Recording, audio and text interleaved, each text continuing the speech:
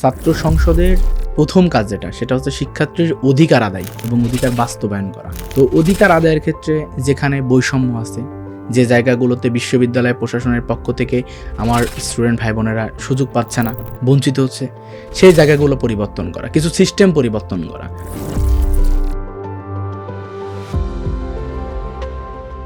জুলাইকে বাঁচিয়ে রাখতে হবে যেমনিভাবে হৃদয়ের মধ্যে, ঠিক তেমনিভাবে আমাদের কথায়, আমাদের আচার আচরণে, আমাদের স্মৃতি এবং অনুপ্রেরণার জায়গা হিসেবে বারবার এটা আলোচনায় নিয়ে আসতে হবে। ছাত্র শিবিরের ক্যান্টনমেন্ট বলতে কিছুই নাই, কারণ ছাত্র শিবির তো কোনো সেনাবাহিনী না। আমরা কি আশা করতে পারি যে ডাকসু থেকে একজন লিডার তিনি চাকসু থেকে একজন পাত্রীকে নিয়ে এসছেন, আপনি ডাকসু থেকে কোনো পাত্রীকে নিয়ে নেবেন, এমন কোনো সম্ভাবনা আছে কিনা?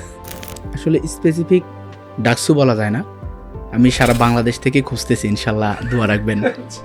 আমাদের উচিত কল্যাণের জন্য রাজনীতি করা, এবং একটি দল বা একটি ছাত্র সংগঠনের বিরুদ্ধে আরেকটি ছাত্র সংগঠন, তাদের অবস্থানটা হওয়া উচিত নৈতিক অবস্থান, তাদের অবস্থানটা হওয়া উচিত আদর্শিক অবস্থান। আপনার শিক্ষা প্রতিষ্ঠানের ম্যানেজমেন্ট করে ফেলুন সম্পূর্ণ ডিজিটালাইজড। ব্যবহার করুন তালিমি ক্লাউড স্কুল বা মাদ্রাসা ম্যানেজমেন্ট সফটওয়্যার। সফটওয়্যারটি সম্পূর্ণ ফ্রি ট্রায়াল নিতে এখনই কিউআর কোড স্ক্যান করুন বা কমেন্টে দেওয়া লিঙ্কের ফর্মটি ফিল আপ করুন।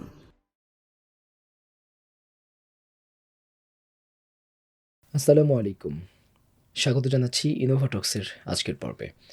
আমন্ত্রণ জানিয়েছি বাংলাদেশের সর্ববৃহৎ আয়তনের ক্যাম্পাস চট্টগ্রাম বিশ্ববিদ্যালয় কেন্দ্রীয় ছাত্র সংসদ চাকসুর সম্মানিত ভিপি জনাব ইব্রাহিম রনিকে। চলুন পরিচয় করিয়ে দিচ্ছি। কেমন আছেন? জি আলহামদুলিল্লাহ, ভালো আছি। আপনি কেমন আছেন? আলহামদুলিল্লাহ ভালো আছি। আপনি ভীষণ জনপ্রিয় এবং একজন তুখোড় বক্তা, ভীষণ জনপ্রিয় ছাত্রনেতা। চট্টগ্রাম বিশ্ববিদ্যালয়ে আপনি ভূমিধস বিজয়ের মধ্য দিয়ে আপনি দীর্ঘ প্রায় ৩৫ বছর পরে যে ছাত্র সংসদ নির্বাচন হলো সেখানে আপনি বিজয়ী হয়েছেন, এবং চট্টগ্রাম বিশ্ববিদ্যালয়ের শিক্ষার্থীদের হৃদয়ের মণিকোঠায় আপনি অবস্থান নিয়ে এই মুহূর্তে চট্টগ্রাম বিশ্ববিদ্যালয়ের শিক্ষার্থীদের নেতৃত্ব দিচ্ছেন। আপনার জীবনের গল্প শুনতে চাই চট্টগ্রাম বিশ্ববিদ্যালয় এবং চাকসু নিয়ে।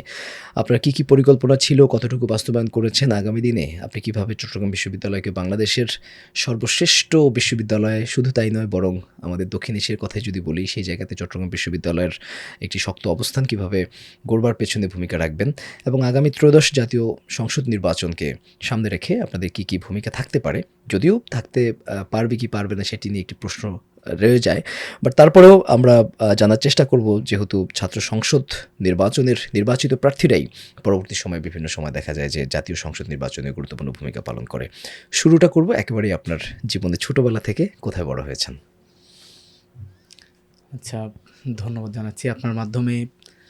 আমি সর্বপ্রথম আমার ক্যাম্পাসের শিক্ষার্থী ভাই বোনদেরকে, আপনি যেটা বলেছেন যে আমার ভাই বোনেরা আমার প্রতি অনেক ভালোবাসা জায়গা থেকেই মূলত আমাদেরকে ভোট দিয়েছে। আলহামদুলিল্লাহ, আমরা চেষ্টা করে যাচ্ছি তাদের প্রত্যাশার আলোকে কাজ করার। কিছু প্রতিবন্ধকতা আছে, সব কিছু নিয়েই আসলে আগাতে হচ্ছে। তো প্রথমত তো আমার ব্যক্তিগত জীবন নির্বাচনের মধ্যেই অনেকটা সবার সামনে চলে আসছে। আমার বাড়ি নাটোর জেলা, আমাদের উপজেলা হচ্ছে বাগাতিপাড়া। আমার বেড়ে ওঠা বলতে সেখানেই, আমার গ্রামেই প্রাইমারি স্কুল, এরপরে হাই স্কুলে পড়াশোনা, এরপরে কলেজ তো রাজশাহীতে ছিল। আমাদের ট্র্যাডিশনালি আমাদের দিকে যারা একটু পড়াশোনা করতে চায় বা ফ্যামিলি চায় যে একটু পড়াশোনার দিকেই মনোযোগী থাকুক, নাটোরের ছেলেমেয়েরা আসলে রাজশাহীতে অথবা ঢাকায় পড়াশোনার দিকেই বেশি চলে যায়। তো সেদিক থেকে আমারও সেরকমই হয়েছে। আমি রাজশাহীতে ছিলাম, রাজশাহী নিউ ডিগ্রি কলেজে। তো সেখানে পড়াশোনা শেষ করেই তো চট্টগ্রাম বিশ্ববিদ্যালয়ে ভর্তি হওয়া। এখন সেখানেই আছি, পড়াশোনা চলছে। এটা কি রাজশাহীতে চান্স না পাওয়ার কারণে চট্টগ্রাম? রাজশাহীটা খুবই চ্যালেঞ্জিং ছিল। আমি তো যখন রাজশাহীতে পড়াশোনা করি তখন তো সংগঠন করি, এবং সংগঠন করতে গিয়ে যেটা হয়েছে যে আমাদের সেখানে দায়িত্ব পালন করতে গিয়ে অনেকটা ওপেন হয়ে গেছে।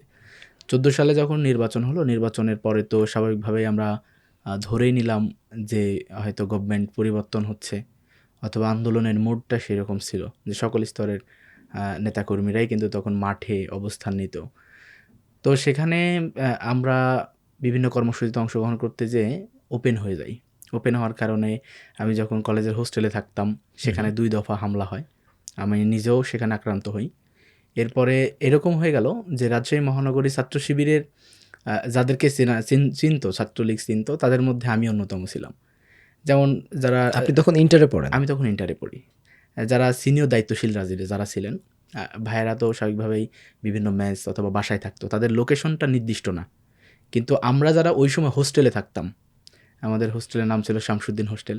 আচ্ছা। তো স্বাভাবিকভাবে আমাদেরকে পাওয়া সহজ, প্রশাসন হোক অথবা ছাত্রলীগ হোক, যে কেউ আমাদেরকে সহজে ট্র্যাক করতে পারতো। তো আমার আগের ব্যাচে যারা ছিল তারা তো সেখান থেকে একজন ভাই গ্রেফতার হলেন আমাদের ওই সময়ই। এরপরে যিনি শিক্ষক ছিলেন সেখানে হোস্টেল পরিচালক, তিনিও একটু আওয়ামীপন্থী ছিলেন।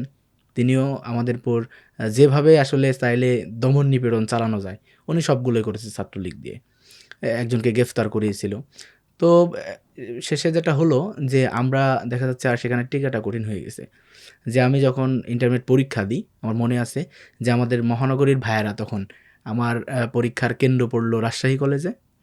তো সেখানে মহানগরীর ভাইয়েরা 10 জন 12 জন করে আমার পরীক্ষার দিন এসে তারা কেন্দ্রের বাইরে দাঁড়ায় থাকতো। আমি কেন্দ্রে পরীক্ষা দিয়ে আবার বের হয়ে চলে আসতাম। আমাদের সিস্টেম ছিল যে আমরা 10 মিনিট পরে ঢুকবো আর 10 মিনিট আগে বের হয়ে চলে আসবো। এভাবেই মূলত হচ্ছে ইন্টারমিডিয়েট পরীক্ষা দেওয়া।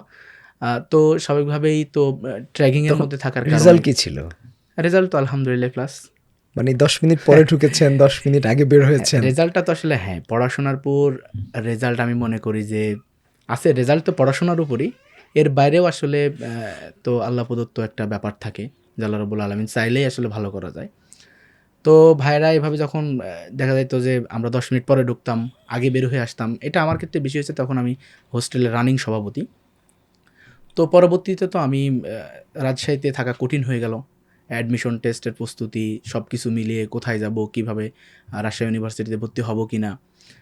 তো যেটা হলো যে রাজশাহী ইউনিভার্সিটিতে ভর্তি হতে গেলে এই যে ওই সময়টা খুবই উত্তপ্ত একটা সময়, 17-18 সাল সময়টা খুবই কঠিন একটা সময় যাচ্ছে, সামনে 18 নির্বাচন।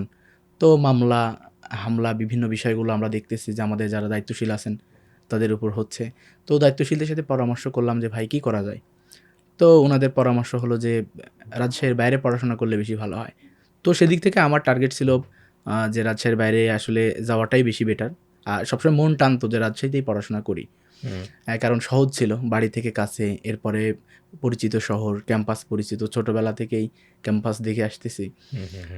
তো যাই হোক, আল্লাহ তাআলা তো শেষে সেখানে কবুল করেছেন চট্টগ্রাম বিশ্ববিদ্যালয়ে। এবং চট্টগ্রাম বিশ্ববিদ্যালয়ে যাওয়ার পরে যেটা হয়েছে সেটা হচ্ছে পলিটিক্যাল যে চাপ বা আমাদেরকে যেটা রাজশাহীতে হতো যে সহজেই চিনে যেত, গ্রেফতার, মামলা, এই জায়গা থেকে কিছুটা আসলে মনে হয় দূরে থাকার সুযোগ হয়েছে চট্টগ্রাম বিশ্ববিদ্যালয়ে যাওয়ার কারণে। কারণ তখন তো আমরা কাজ করতাম, আমি আবার ক্যাম্পাসে কাজ করতাম না। চট্টগ্রাম বিশ্ববিদ্যালয়ে যে প্রথমে থেকেই আমি কাজ করেছি আবাসিকে। আর জানবেন হয়তো হাটহাজারী যেটা উপজেলা আছে আর কি, সেখানে ছাত্র শিবিরে আমি সেখানে একটা থানার সভাপতি ছিলাম 2 বছর। তো সেখানে আমি কাজ করেছি। এরও অন্যতম একটা কারণ ছিল দায়িত্বশীলদেরকে সার্বিক বিষয়গুলো বোঝানো যে ভাই আমার অবস্থাই। তো স্বাভাবিকভাবে আমি যদি ক্যাম্পাসের সাথে সম্পৃক্ত প্রথমেই হয়ে যেতাম, তখনও রাজশাহীর আমার ইতিহাসগুলো বা আমার পরিচিতিটা অনেক বেশি ছিল। এরকম হয়তো যে ইনফরমেশনগুলো সহজেই ক্যাম্পাসে লিক হইতো। তো ক্যাম্পাসে ইনফরমেশন চলে আসলে আমার জন্য চট্টগ্রামটাও সেম হয়ে যেত। তো যার কারণে দায়িত্বশীলরা সিদ্ধান্ত নিলেন যে না, আমি আবাসিকে কাজ করব, এবং সেখান থেকে একটা পর্যায়ে আমি তো পরে ক্যাম্পাসে কাজ করলাম। এই হচ্ছে সার্বিক অবস্থা। শিবিরের সাথে আপনি স্কুল লাইফ থেকে জড়িত হয়েছিলেন? হ্যাঁ, শিবিরের সাথে তো স্কুল লাইফ থেকেই কাজ করি। যখন ক্লাস 6-এ পড়তাম, মূলত তখন তো ক্লাস 6-এ উঠলে যেটা হয় যে শিক্ষার্থীরা বন্ধুরা মিলে আমরা খেলার মাঠটা তখন দূরে হয়। প্রাইমারি স্কুলে থাকতে তখন বাড়ির পাশে, হাই স্কুলে উঠলে আর একটু দূরে হয়, বিকেলবেলা খেলতে যাওয়া। তো তখনই মূলত যারা দায়িত্বশীল ভাই ছিলেন আমাদের এলাকার, ওনারা তখনই টার্গেট নিয়েছেন যে আমাকে ছাত্র শিবিরের কিছু কিশোর বিভিন্ন ধরনের প্রকাশনা যা আছে এগুলো ওনারা দিতেন। কিন্তু যেটা হতো সেটা হচ্ছে যে ওই সময়টা তো খেলাধুলার প্রতি আমাদের আগ্রহটা বেশি থাকে। তো খেলাধুলা নিয়েই সবসময় পড়ে থাকতাম। কিন্তু যেটা হতো যে দায়িত্বশীলেরা ডেকে বলতো যে খেলাধুলা করো, কিন্তু এই যে তোমার জন্য একটা চকলেট নিয়ে আসছি, একটা বাদাম নিয়ে আসছি। মানে ওই সময়টা খুব বেশি মানে বিরক্ত হতাম যে অনেক সিনিয়র মানুষ, উনি হয়তো কলেজে পড়ে কিন্তু উনি আমাকে করে। তো পরে বুঝতে পারছি যে আসলে উনি তো ওনার একটা লক্ষ্য ছিল যার কারণে উনি আমাদের সাথে মিশতেন। তো এভাবেই আমি মূলত ক্লাস 6 শেষ হলো, ক্লাস 7-এ উঠলাম। 7-এ ওঠার পরে তো ছাত্র শিবিরে তো জানেন সাথী হয়, হুম হুম। ক্লাস 7 ওঠার পরে সাথী হলাম। আচ্ছা। এরপরে তো এই তো আছি এখন পর্যন্ত শিবিরের কর্মী আমি হিসেবে। প্রশ্নটা এই কারণে করলাম, আপনি আসলে যেমনটি বলছিলেন যে ইন্টার লাইফে আপনি যে একটা স্ট্রাগলের মধ্য দিয়ে বড় হয়েছেন। ইনফ্যাক্ট আপনি ইন্টারের পরীক্ষাটা যেভাবে দিয়েছেন, যেমনটি বললেন যে প্রায় ৮-১০ জন মানুষ আপনাকে সেভ করার জন্য কেন্দ্রের বাইরে অবস্থান করত। সো ইন্টারের একজন শিক্ষার্থীর জন্যে এটা কিন্তু একটা অনেক বড়, আমি বলব যে একটা ট্রমাটাইজ হবার মতো একটা ঘটনা কিন্তু। সেই জায়গা থেকে আপনি পরবর্তীতে বের হয়েছেন, বিশ্ববিদ্যালয়ে ভর্তি হয়েছেন এবং এই মুহূর্তে আপনি অলরেডি চাকসুর ভিপি হিসেবে দায়িত্ব পালন করছেন। একটা বড় সংগ্রামী জীবন আপনার আছে। এটা সহজ হয়েছে সম্ভবত আপনি খুব ছোটবেলা থেকেই শিবিরের রাজনীতির সাথে আপনি জড়িত ছিলেন বলে। আপনার ফ্যামিলিগত অবস্থানটা কি? তারা কি শিবির বা জামায়াতের সাথে সংশ্লিষ্ট? উম, পরিবারের কথা বলতে গেলে পরিবারের সবাই তো জামাতকে সাপোর্ট করে, ভোটার সাপোর্ট, জামাত ইসলামী আর কি। আচ্ছা। তারা সবাই জামাত ইসলামকে ভোট দেয়, তবে ওই রকম দায়িত্বশীল মানের কেউ নাই পরিবারে। হুম, কারণ পরিবারের ম্যাক্সিমামই স্বল্প শিক্ষিত, তারা তাদের জীবন জীবিকা এবং এগুলো নিয়ে ব্যবসা, এগুলো নিয়ে ব্যস্ততা একটু বেশি। হুম, তাছাড়া তো সংগঠনে আসার ক্ষেত্রে আমার মনে হয় পরিবার তো একটা ফ্যাক্টর থাকে, যে পরিবারের বাধাটা কিন্তু খুব বেশি কঠিন, এটা মোকাবেলা করা কঠিন। হুম, হুম, হুম, তো সেই ক্ষেত্রে পরিবারের ওইরকম কোনো বাধা ছিল না, কারণ পরিবারের ডিমান্ড থাকে যেটা, যে একটু পড়াশোনা করা, একটু ভালো রেজাল্ট করা। তো ছাত্র শিবির আমাকে এই জায়গাটা এনশিওর করেছে যে যেন একটু পড়াশোনা করতে পারি, ভালো একটা রেজাল্ট করতে পারি। এটা এনশিওর করার কারণেই মূলত আমার মনে হয় পরিবার সেভাবে কোনো বাধা দেয়নি। তবে একটা সময় বুঝতে পেরেছে, জেনেছে যে আমি ছাত্র শিবির করি। তো স্বাভাবিকভাবেই ছাত্র শিবির করার কারণে তো অন্যদের চেয়ে আমাদের লাইফস্টাইলটা একটু ভিন্ন হয়, স্বাভাবিক।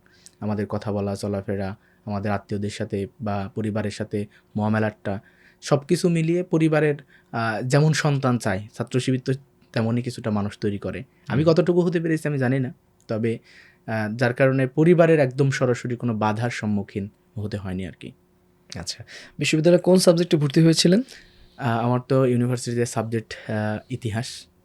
আমার অনার্স মাস্টার্স শেষ হয়েছে, হুম, হুম। এখন এমফিল শুরু করেছি রিসেন্ট। তো আছি এমফিলে, পড়াশোনা করতেছি, চেষ্টা করে যাচ্ছি আর কি। আপনাদের যে ইশতেহার ছিল চাকসু নির্বাচনের আগে, এখন পর্যন্ত আপনারা সেই ইশতেহারের কতটুকু বাস্তবায়ন করতে পেরেছেন? চাকসু নির্বাচনে আমাদের যে ইশতেহার ছিল ৩৩ দফা এবং ৯টা ফোকাস পয়েন্ট। তো আমাদের ক্যাম্পাসে সমস্যা, আসলে প্রত্যেকটা ক্যাম্পাসের সমস্যা অনেক বেশি। তো আমাদের ক্যাম্পাসের সমস্যা, বেশ কিছু মৌলিক সমস্যা রয়েছে। যেমন আমাদের ক্যাম্পাসটা শহর থেকে প্রায় ২২ কিলোমিটার দূরে। তো আমাদের মূল যে জায়গা ছিল যে আমরা আবাসনের ক্ষেত্রে একটু বেশি কাজ করব। কারণ আবাসন এবং পরিবহন, যেটা আমাদের যাতায়াতের ক্ষেত্রে চট্টগ্রাম বিশ্ববিদ্যালয়ে আলাদা স্টুডেন্টদের জন্য বাস নেই, সম্পূর্ণরূপে শাটল ট্রেনের উপরই নির্ভর করতে হয়। হুম, তো আমাদের ২টা জায়গায় বিশেষ ফোকাস ছিল। একটা হচ্ছে যেন আমরা আবাসনটা শতভাগ নিশ্চিত করতে পারি। এটার জন্য আমাদের লড়াইটা আমাদের শিক্ষার্থী ভাই বোনদের দীর্ঘদিনের লড়াই। সেখানে আমরা উল্লেখ করেছিলাম যে আবাসন 10% অ্যাটলিস্ট যেন আমরা এই বছর ওভারকাম করতে পারি। যে আমাদের 10% স্টুডেন্ট ভাই বোনেরা নতুন করে আবাসনের জায়গা তৈরি হবে। আর আপনাদের 22% শিক্ষার্থীর আবাসন এর জি। আগেই ছিল। হুম, এর সাথে 10 বাড়বে আর কি। হুম, হুম। পাশাপাশি আমাদের স্বস্তিকর একটা যাতায়াত ব্যবস্থা যেন আমরা করতে পারি। তো সেই ক্ষেত্রে যেটা হয়েছে যে আবাসন ব্যবস্থা যদি আ নিরসন, মানে সংকটটা নিরসন করতে হয়, তাহলে স্বাভাবিকভাবে হল নির্মাণ করতে হবে। হুম, হুম। তো চট্টগ্রাম বিশ্ববিদ্যালয়ে এই মুহূর্তে যে অবস্থা, প্রশাসনের কাছে আমরা যতটুকু জেনেছি, স্যারদের সাথে আমরা কয়েক দফা বসেছি যে তাদের একটা বাজেট আছে ২টা হল করার ব্যাপারে। হুম। এর বাইরে আসলে চট্টগ্রাম বিশ্ববিদ্যালয় এই মুহূর্তে তাদের কোনো হলের দিকে আগাবে বা আবাসন সংকট নিরসনে কাজ করবে এরকম তেমন কোনো উদ্যোগ নাই।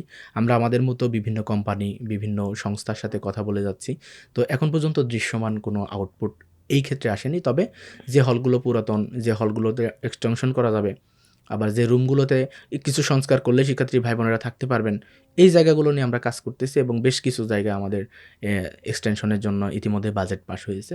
আশা করি একটা বড় সংখ্যক শিক্ষার্থী ভাই বোনেরা থাকার সুযোগ তৈরি হবে। যে ২টা হলের কথা বললেন, যে 2টা হলের জন্য বাজেট রয়েছে অলরেডি প্রশাসনের কাছে। সেই 2টা হলের কার্যক্রম কি শুরু করা বাজেট যাচ্ছে? বলতে আসলে কি, এটা হচ্ছে পাস হয়েছে কিন্তু একনেকে আটকে আছে। কিন্তু তারা প্রত্যাশা রাখতেছে যে তারা দ্রুত সময়ের মধ্যে বাজেটটা পাবে আর কি। তো আপনার মেয়াদে মেয়াদে পাবে? এটা মেয়াদ বলতে আমরা তো চেষ্টা করে যাচ্ছিলাম যে এই ডিসেম্বরে যে নতুনভাবে বাজেটগুলো হবে সেখানে যেন সেটাও পাস হয়, পাশাপাশি বিশ্ববিদ্যালয় আরও কিছু বাজেট পায়। তো এখন পর্যন্ত আসলে বলা যাচ্ছে না যে কোন সময় এটা তারা পাবে। পরিবহন সেক্টরে আমাদের তো বিশাল একটা সমস্যা, কারণ আমাদের ক্যাম্পাসের আশেপাশে যে শিক্ষার্থী ভাই বোনেরা থাকেন এই সংখ্যাটা যদি আমি বলি পার্শ্ববর্তী উপজেলা সহ 12 থেকে 15,000 হবে ক্যাম্পাস বা ক্যাম্পাসের আশেপাশে। এর বাইরে কিন্তু প্রায় বিশাল একটা সংখ্যা, 15,000 হলে প্রায় 12-15,000 স্টুডেন্ট ভাই বোনেরা তারা থাকেন শহর কেন্দ্রিক, এবং তাদেরকে যেভাবেই হোক হয় শাটল ট্রেন ইউজ করতে হবে অথবা নিজের টাকা খরচ করে যাতায়াত করতে হবে ক্যাম্পাসে।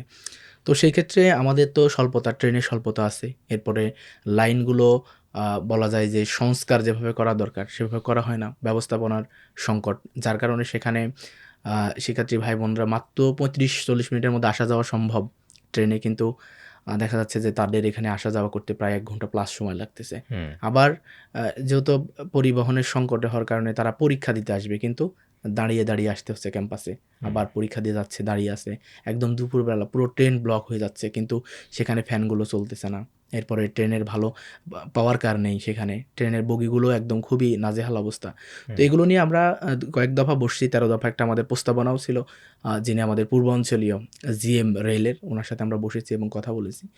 তো উনি আশ্বস্ত করেছেন, তবে কবে নাগাদ পরিবর্তন হচ্ছে এটা আসলে বলাটা কঠিন হয়ে যাচ্ছে, কারণ শিক্ষার্থী ভাই বোনরা তো আসলে যাতায়াতের খরচের জন্য টাকা দিচ্ছে, কিন্তু সেই ব্যবস্থাপনাটা কিন্তু সেখানে তারা পাচ্ছে না। তো আমরা চেষ্টা করে যাচ্ছি, কিছু পাওয়ার কার একটা নতুন করে লাগানো হয়েছে, কিছু বগি পরিবর্তনের চেষ্টা চলছে। তো মনে করি যে আসলে সব সমস্যার সমাধান না হলেও কিছু সমস্যা ইনশাল্লাহ সমাধান খুব দ্রুত সময়ের মধ্যে হয়ে যাবে ইনশাল্লাহ। এখন অবধি দৃশ্যমান কি কাজ করেছেন? এখানে 2টা বিষয়, যে আমাদের সার্বিক এজেন্ডার মধ্যে যদি আমরা বলি যে খুব ফোকাস দৃশ্যমান কাজের মধ্যে, তাহলে আমি বলব যে এখানে 2টা ভাগ করলে, যে আমাদের আবাসন এবং পরিবহন একটা সেক্টর, আর বাকিগুলো হচ্ছে শিক্ষার্থীদের যেমন গবেষণা, ক্যারিয়ার ক্যাম্পেইন, এরপরে চিকিৎসা ক্ষেত্রে উন্নয়ন, এই জায়গাগুলো নিয়ে আমরা আসলে 2টা ভাগ করতে পারি। তো এখানে আবাসন এবং পরিবহনের কথা বললাম, এর বাইরে যে আমরা হায়ার স্টাডি, এরপরে ক্যারিয়ার গাইডলাইন প্রোগ্রাম, এরপরে বেশ কিছু প্রোগ্রাম করা হয়েছে যে প্রোগ্রামগুলো শিক্ষার্থীদের মনস্তাত্ত্বিকভাবে বিকশিত করে। এর বাইরে হচ্ছে আমরা একটা মেডিকেল ক্যাম্প করেছি, সেখানে খুব ভালো উপস্থিতি ছিল, প্রায় 1700-1800 স্টুডেন্ট ভাই বোনেরা উপস্থিত ছিলেন, দিনব্যাপী হয়েছে।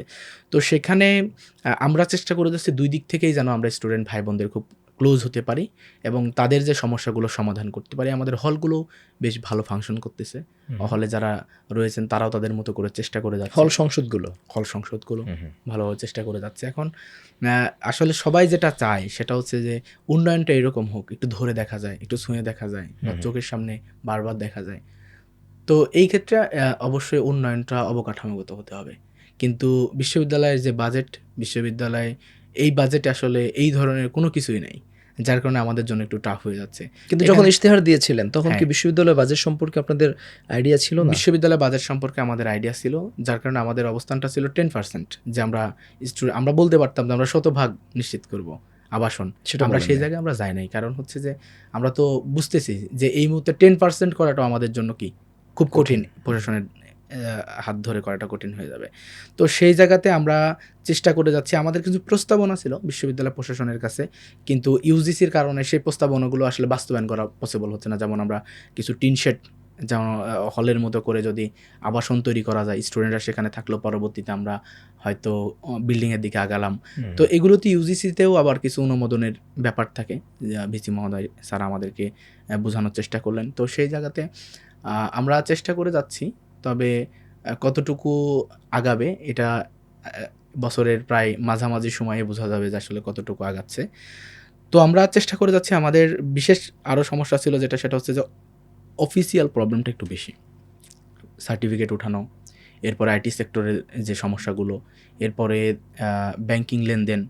তো এই জায়গাগুলো আমরা পরিবর্তন করার চেষ্টা করে যাচ্ছি। আমরা একটা ব্যাংকের সাথে ডুয়েল কারেন্সি একটা চুক্তি এমওইউ আমরা করেছি, সেখানে যে আমাদের অনেকে ফ্রিল্যান্সার আছেন, অনেকে দেখা যাচ্ছে যে বাইরে যাচ্ছে, তাদের এখানে ডুয়েল কারেন্সি হওয়ার কারণে সহজে কার্ড ইউজ করতে পারতেছে। তো আমরা কিছু জায়গায় পরিবর্তন করতেছি এবং মেডিকেলগুলোর সাথে এমওইউ করার জন্য আমরা চেষ্টা করে যাচ্ছি। একটা মেডিকেল আমাদেরকে চট্টগ্রামের স্থানীয় প্রাইভেট, তারা আমাদেরকে 50% ছাড়ে আমরা সেখানে চিকিৎসা পাবো, এই ধরনের কমিটমেন্ট আসছে। আমাদের সব কিছু উপস্থাপনা রেডি হয়েছে। আশা করি আমরা লজিস্টিক্স যে জায়গাগুলো, এগুলো পরিবর্তন করতে পারবো। তবে বাজেটের যে জায়গাগুলো, এই বাজেটের জায়গাগুলোকে বিশ্ববিদ্যালয় প্রশাসনের আন্তরিক হতে হবে, তাহলেই পসিবল হবে। শিবির সেক্রেটারি নুরুল ইসলাম সাদ্দাম কিন্তু বলেছেন ডাকসুর ক্ষেত্রে যে তিনি ডাকসুর যে ইশতেহার ছিল সেই ইশতেহার ডাকসুর নেতৃবৃন্দ হয়তো 5-6 মাসেই করে ফেলবে, অথবা অন্তত তার দ্বিগুণ 3 গুণ কাজ ডাকসু নেতৃবৃন্দ করবেন যতটুকু ইশতেহারে ছিল। সেই জায়গাতে আপনি যেমনটি বললেন যে আপনারা হয়তো চেষ্টা করছেন বা কতটুকু পারেন সেটি প্রশাসনের সদিচ্ছা বা তাদের যে বাজেট রয়েছে তার উপর ডিপেন্ড করছে। তো এই জায়গাতে ডাকসুকে যতটুকু গুরুত্ব দেওয়া হচ্ছে, আপনাদের কি কোনো অভিযোগ রয়েছে যে ততটুকু গুরুত্ব আপনারা কেন্দ্রীয় শিবির থেকে পাচ্ছেন না? না, এই জায়গাটা হচ্ছে কেমন, সেটা হচ্ছে যে কেন্দ্রীয় সংগঠন তো আসলে ডাকসুকে অর্থনৈতিক যে সহযোগিতা সেটা কিন্তু কেন্দ্রীয় সংগঠন করবে না বা করার সুযোগ নেই এখানে, যেহেতু একটি সংগঠন। তো সেখানে ডাকসু যেটা হচ্ছে সেটা হচ্ছে তারা সেন্ট্রালে একদম মূল পয়েন্টে, এখানে তাদের অ্যালামনাই থেকে শুরু করে সরকারি অফিস আদালতগুলো গুরুত্বের জায়গাটা কিন্তু অনেক বেশি। আবার চট্টগ্রাম বিশ্ববিদ্যালয় বা রাজশাহীর কথা যদি আপনি বলেন, অথবা খুব নিকটেই একদম জাহাঙ্গীরনগর বিশ্ববিদ্যালয়, তারা যে খুব বেশি ভালো ফাংশন করতে পারতেছে এটাও কিন্তু না। কারণ অ্যালামনাইরা যতটুকু সহযোগিতা করতেছে হয়তো প্রোগ্রাম বাস্তবায়ন হচ্ছে, কিন্তু ডাকসু যেমন মেয়েদের জন্য হল নিয়ে আসছেন, এরপরে আপনি যদি দেখেন যে চীন বাংলাদেশ মৈত্রী হল, যে বিষয়গুলো ডাকসুর সাথে সহজ সেটা কিন্তু অন্যান্য ক্যাম্পাসের জন্য একটু কঠিন। তবে কেন্দ্রীয় সংগঠন, যেহেতু আমরা সংগঠনের প্রতিনিধিত্ব করি, সেহেতু কেন্দ্রীয় সংগঠন আমাদেরকে কানেক্ট করার চেষ্টা করে যাচ্ছে। বিভিন্ন মন্ত্রণালয়, বিভিন্ন সংস্থা, তাদের সাথে কিভাবে কানেক্ট হয়ে আমরা কাজগুলো বের করে আমাদের ক্যাম্পাস কেন্দ্রিক যে আমরা কমিটমেন্টগুলো দিয়েছি সেগুলো বাস্তবায়ন করতে পারি। কেন্দ্রীয় সংগঠনের এ ব্যাপারে সামান্য পরিমাণও অনীহা নেই, এবং আমার মনে হয় যে কোনো বৈষম্য নাই। কেন্দ্রীয় সংগঠন চেষ্টা করে যাচ্ছে, তবে আমাদের দূরত্বের কারণে এবং হচ্ছে সেন্ট্রাল পজিশনে আমরা না থাকার কারণে যে ঢাকার যেটা পাচ্ছে সেটা আমাদের জন্য আসলে একটু কঠিন হয়ে যাচ্ছে। কিন্তু আপনাদেরও তো শক্ত অ্যালামনাই আছে এবং বাণিজ্যিক রাজধানী বলা যায় বাংলাদেশের চট্টগ্রামকে। সেই জায়গাতে আপনারা তো ফাইন্যান্সিয়ালি বিভিন্ন জায়গা থেকে সাপোর্টেড হতে পারতেন। এটা আমরা চেষ্টা করে যাচ্ছি, বিশেষ করে বিভিন্ন কোম্পানিগুলোর সাথে আমরা কথা বলতেছি। তো আমরা বেশ কয়েকটা জায়গায় প্রপোজাল পাঠিয়ে রেখেছি যে জায়গাগুলোতে আমরা সহযোগিতা পাওয়ার পসিবিলিটি অনেক বেশি। তো আশা করি আমরা কিছু পরিবর্তন হবে, অবশ্যই হবে ইনশাল্লাহ। তবে ঢাকার যে ব্যাপারটা, ঢাকাটা তো ঢাকাই, আসলে ঢাকার এই ব্যাপারটা আসলে চট্টগ্রামের জন্য একটু কঠিন হয়ে যাচ্ছে। প্লাস হচ্ছে যদি বলি যে কোম্পানিগুলো চট্টগ্রামে আছে তার ম্যাক্সিমাম কিন্তু হেড অফিসই কিন্তু ঢাকাই। আচ্ছা, হ্যাঁ, তো আমরা যোগাযোগ করলাম গত কয়েকদিন যাবৎ বেশ কয়েকটি কোম্পানির সাথে। আমরা প্রপোজাল পাঠিয়েছি, হয়তো কারো কাছে আমরা হল কেন্দ্রিক প্রপোজাল নিয়ে গেছি, কারো কাছে মসজিদ কেন্দ্রিক প্রপোজাল নিয়ে গেছি, অন্যান্য ধর্মীয় উপাসনালয় যা আছে এগুলো নিয়ে প্রপোজাল দিয়েছি। মানে বিভিন্ন সংস্কারের আমাদের সেখানে এবং নতুন হল করার ক্ষেত্রে আমরা প্রপোজাল দিয়েছি, কিন্তু আগ্রহের জায়গাটা কতটুকু তৈরি হচ্ছে এটা হচ্ছে গুরুত্বপূর্ণ বিষয়। তো আমি বলতে পারি সার্বিক মিলে চাকসুতে আমরা যে কমিটমেন্ট করেছি, ইনশাল্লাহ কমিটমেন্ট বাস্তবায়ন হবে। একটা ছাত্র সংসদ নির্বাচনের পরে এখানে নির্বাচিত প্রতিনিধিদের কাজ কি? বিভিন্ন দাতব্য সংস্থা থেকে টাকা পয়সা এনে শুধু শিক্ষার্থীদের মাঝে বিলিয়ে দেয়, এটাই কি তাদের কাজ? না, এখানে প্রথমত হচ্ছে যে ছাত্র সংসদের প্রথম কাজ সেটা হচ্ছে শিক্ষার্থীর অধিকার আদায় এবং অধিকার বাস্তবায়ন করা। তো অধিকার আদায়ের ক্ষেত্রে যেখানে বৈষম্য আছে, যে জায়গাগুলোতে বিশ্ববিদ্যালয় প্রশাসনের পক্ষ থেকে আমার স্টুডেন্ট ভাই বোনেরা সুযোগ পাচ্ছে না, বঞ্চিত হচ্ছে, সেই জায়গাগুলো পরিবর্তন করা, কিছু সিস্টেম পরিবর্তন করা, সেটা বিশ্ববিদ্যালয় অফিসিয়াল হতে পারে বা বিভিন্ন পদ্ধতি হতে পারে। এই জায়গাগুলো যেগুলো শিক্ষার্থীদের জন্য সহনীয় এবং ভালো হবে সেই জায়গাগুলো পরিবর্তনে নিয়ে আসা, এবং যে ইশতেহার যেই দিক বা যেই প্যানেল, যে সংগঠন যেই দিক, তো সেই ক্ষেত্রে তাদের যে ইশতেহার সেটা বাস্তবায়নের ক্ষেত্রেও কিন্তু গুরুত্বপূর্ণ ভূমিকা রাখতে হবে। যেমন আমি যদি আপনাকে বলি যে আমাদের ইশতেহারের কথা, যে ফোকাস যে জায়গাগুলো, এই জায়গাগুলোর মধ্যে কিন্তু যেমন আমরা বলেছি যে আমরা প্রত্যেকটি ফ্যাকাল্টিতে নারী বোনদের যে নামাজের জায়গা, এই জায়গাটা করবো। এটার জন্য কিন্তু অনেক বেশি খরচ হবে, ব্যাপারটা এরকম না। আবার দেখা যাচ্ছে লাইব্রেরিতে আমার বই নিয়ে ঢুকতে পারতেছে না, আমরা সিস্টেম পরিবর্তন করে লাইব্রেরিতে বই ঢোকার ব্যবস্থা করলাম। এরপরে দেখা যাচ্ছে যে আমরা কিছু জায়গা আছে যে জায়গাগুলোতে আসলে সামান্য সংস্কারের মাধ্যমেই কিন্তু পরিবর্তন করা সম্ভব, এই জায়গাগুলোতে আমরা পরিবর্তন করলাম। তো এই পরিবর্তনগুলো আবার আপনি যদি দেখেন যে আমরা এই যে বলছি যে নিরাপদ খাদ্যর ক্ষেত্রে আমরা কিন্তু ক্যাব দিয়ে আমরা চাকসুর নেতৃবৃন্দরা নিয়মিতভাবে মনিটরিংয়ের মধ্যে রেখেছে। তো এখন যে ব্যাপার সেটা হচ্ছে যে আমাদের সকল প্যানেলেরই যে ইশতেহার ছিল, ইশতেহারের জায়গাটা আমার মনে হয় যে যদিও 70% একটা মনিটরিংয়ের মধ্যে, বাস্তবায়নের মধ্য দিয়ে আগাচ্ছে, কিন্তু ওই যে 30% সেটা হচ্ছে অবকাঠামোগত উন্নয়ন। এই অবকাঠামোগত উন্নয়ন যখন যে ক্যাম্পাসে বেশি হচ্ছে, স্বাভাবিকভাবে মনে করতেছে তাদের সফলতার হার বেশি। কিন্তু আমার এখানে বাস্তবায়নে 70% হলেও এটা সামনে আসতেছে না। এটা একটা বড় বিষয়। আপনাদের কালচারাল যে উইং, যেমনটি বিভিন্ন জায়গা থেকে অভিযোগ আসে যে বিশ্ববিদ্যালয়গুলোতে শিবির সমর্থিত প্যানেল বিজয়ী হবার পর বিশ্ববিদ্যালয়ের কালচারাল উইংগুলো দুর্বল হয়ে পড়েছে, সেখানে কোনো কালচারাল ফেস্ট হচ্ছে না, সেখানে বাংলাদেশের যে লোকজ সংস্কৃতি রয়েছে সেগুলোর কোনো আয়োজন তেমন দেখা যাচ্ছে না। আপনারা কি শিবির যে মতাদর্শ লালন করে সেই মতাদর্শের আলোকেই এই সকল কালচারাল উইংগুলোকে আপনারা বিকশিত হতে দিচ্ছেন না? ব্যাপারটা এরকম না। মূলত আমরা তো দেশীয় সংস্কৃতিকে বেশি লালন করি স্বাভাবিকভাবেই। কারণ আমাদের উপর একটা সাংস্কৃতিক আগ্রাসন গত 17-18 বছর যাবৎ চলেছে, এবং প্ল্যানিং করে কিন্তু সেই আগ্রাসনটা কীভাবে আবার কন্টিনিউ করা যায়, বিস্তৃত করা যায়, একটা পক্ষ কিন্তু চেষ্টা করে যাচ্ছে এবং করে যাবে। তো স্বাভাবিকভাবেই আমরা যদি আপনি বলেন যে লোকজ গান বলেন বা যেগুলো গ্রাম বাংলার একদম সাধারণ মানুষের হৃদয়ের কথা যেগুলো, এগুলো উঠে আসুক বিশ্ববিদ্যালয় পর্যন্ত, এটা আমরা চাই, সবসময় চাই।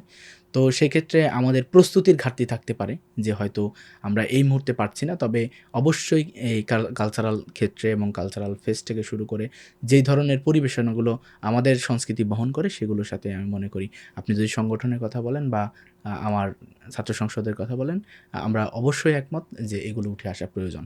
তবে আমরা অপসংস্কৃতির বিরুদ্ধেই আমাদের লড়াই, কিন্তু লড়াইয়ের ধরনটা কী হবে? লড়াইয়ের ধরনটা এরকম হওয়া উচিত যে আল্লাহ রাসূল সাল্লাল্লাহু আলাইহি সাল্লাম, যেমন আল্লাহ রাসূল সাল্লাল্লাহু আলাইহি সাল্লামের জন্মের পূর্বে থেকে উকাজের মেলা হতো। উকাজের মেলাতে সেখানে সারা আরবে যারা এবং আরবের বাইরেও যারা ছিল, যে যারা বড় বড় কবি ছিল, সাহিত্যিক ছিল, যারা সাংস্কৃতিক ব্যক্তিত্ব ছিল, তারা কিন্তু সেখানে এসে পরিবেশনা করতো। কী পরিবেশনা হতো? কারো হয়তো প্রেমের কবিতা, কারো হয়তো দ্রোহের কবিতা, কারো যুদ্ধের কবিতা।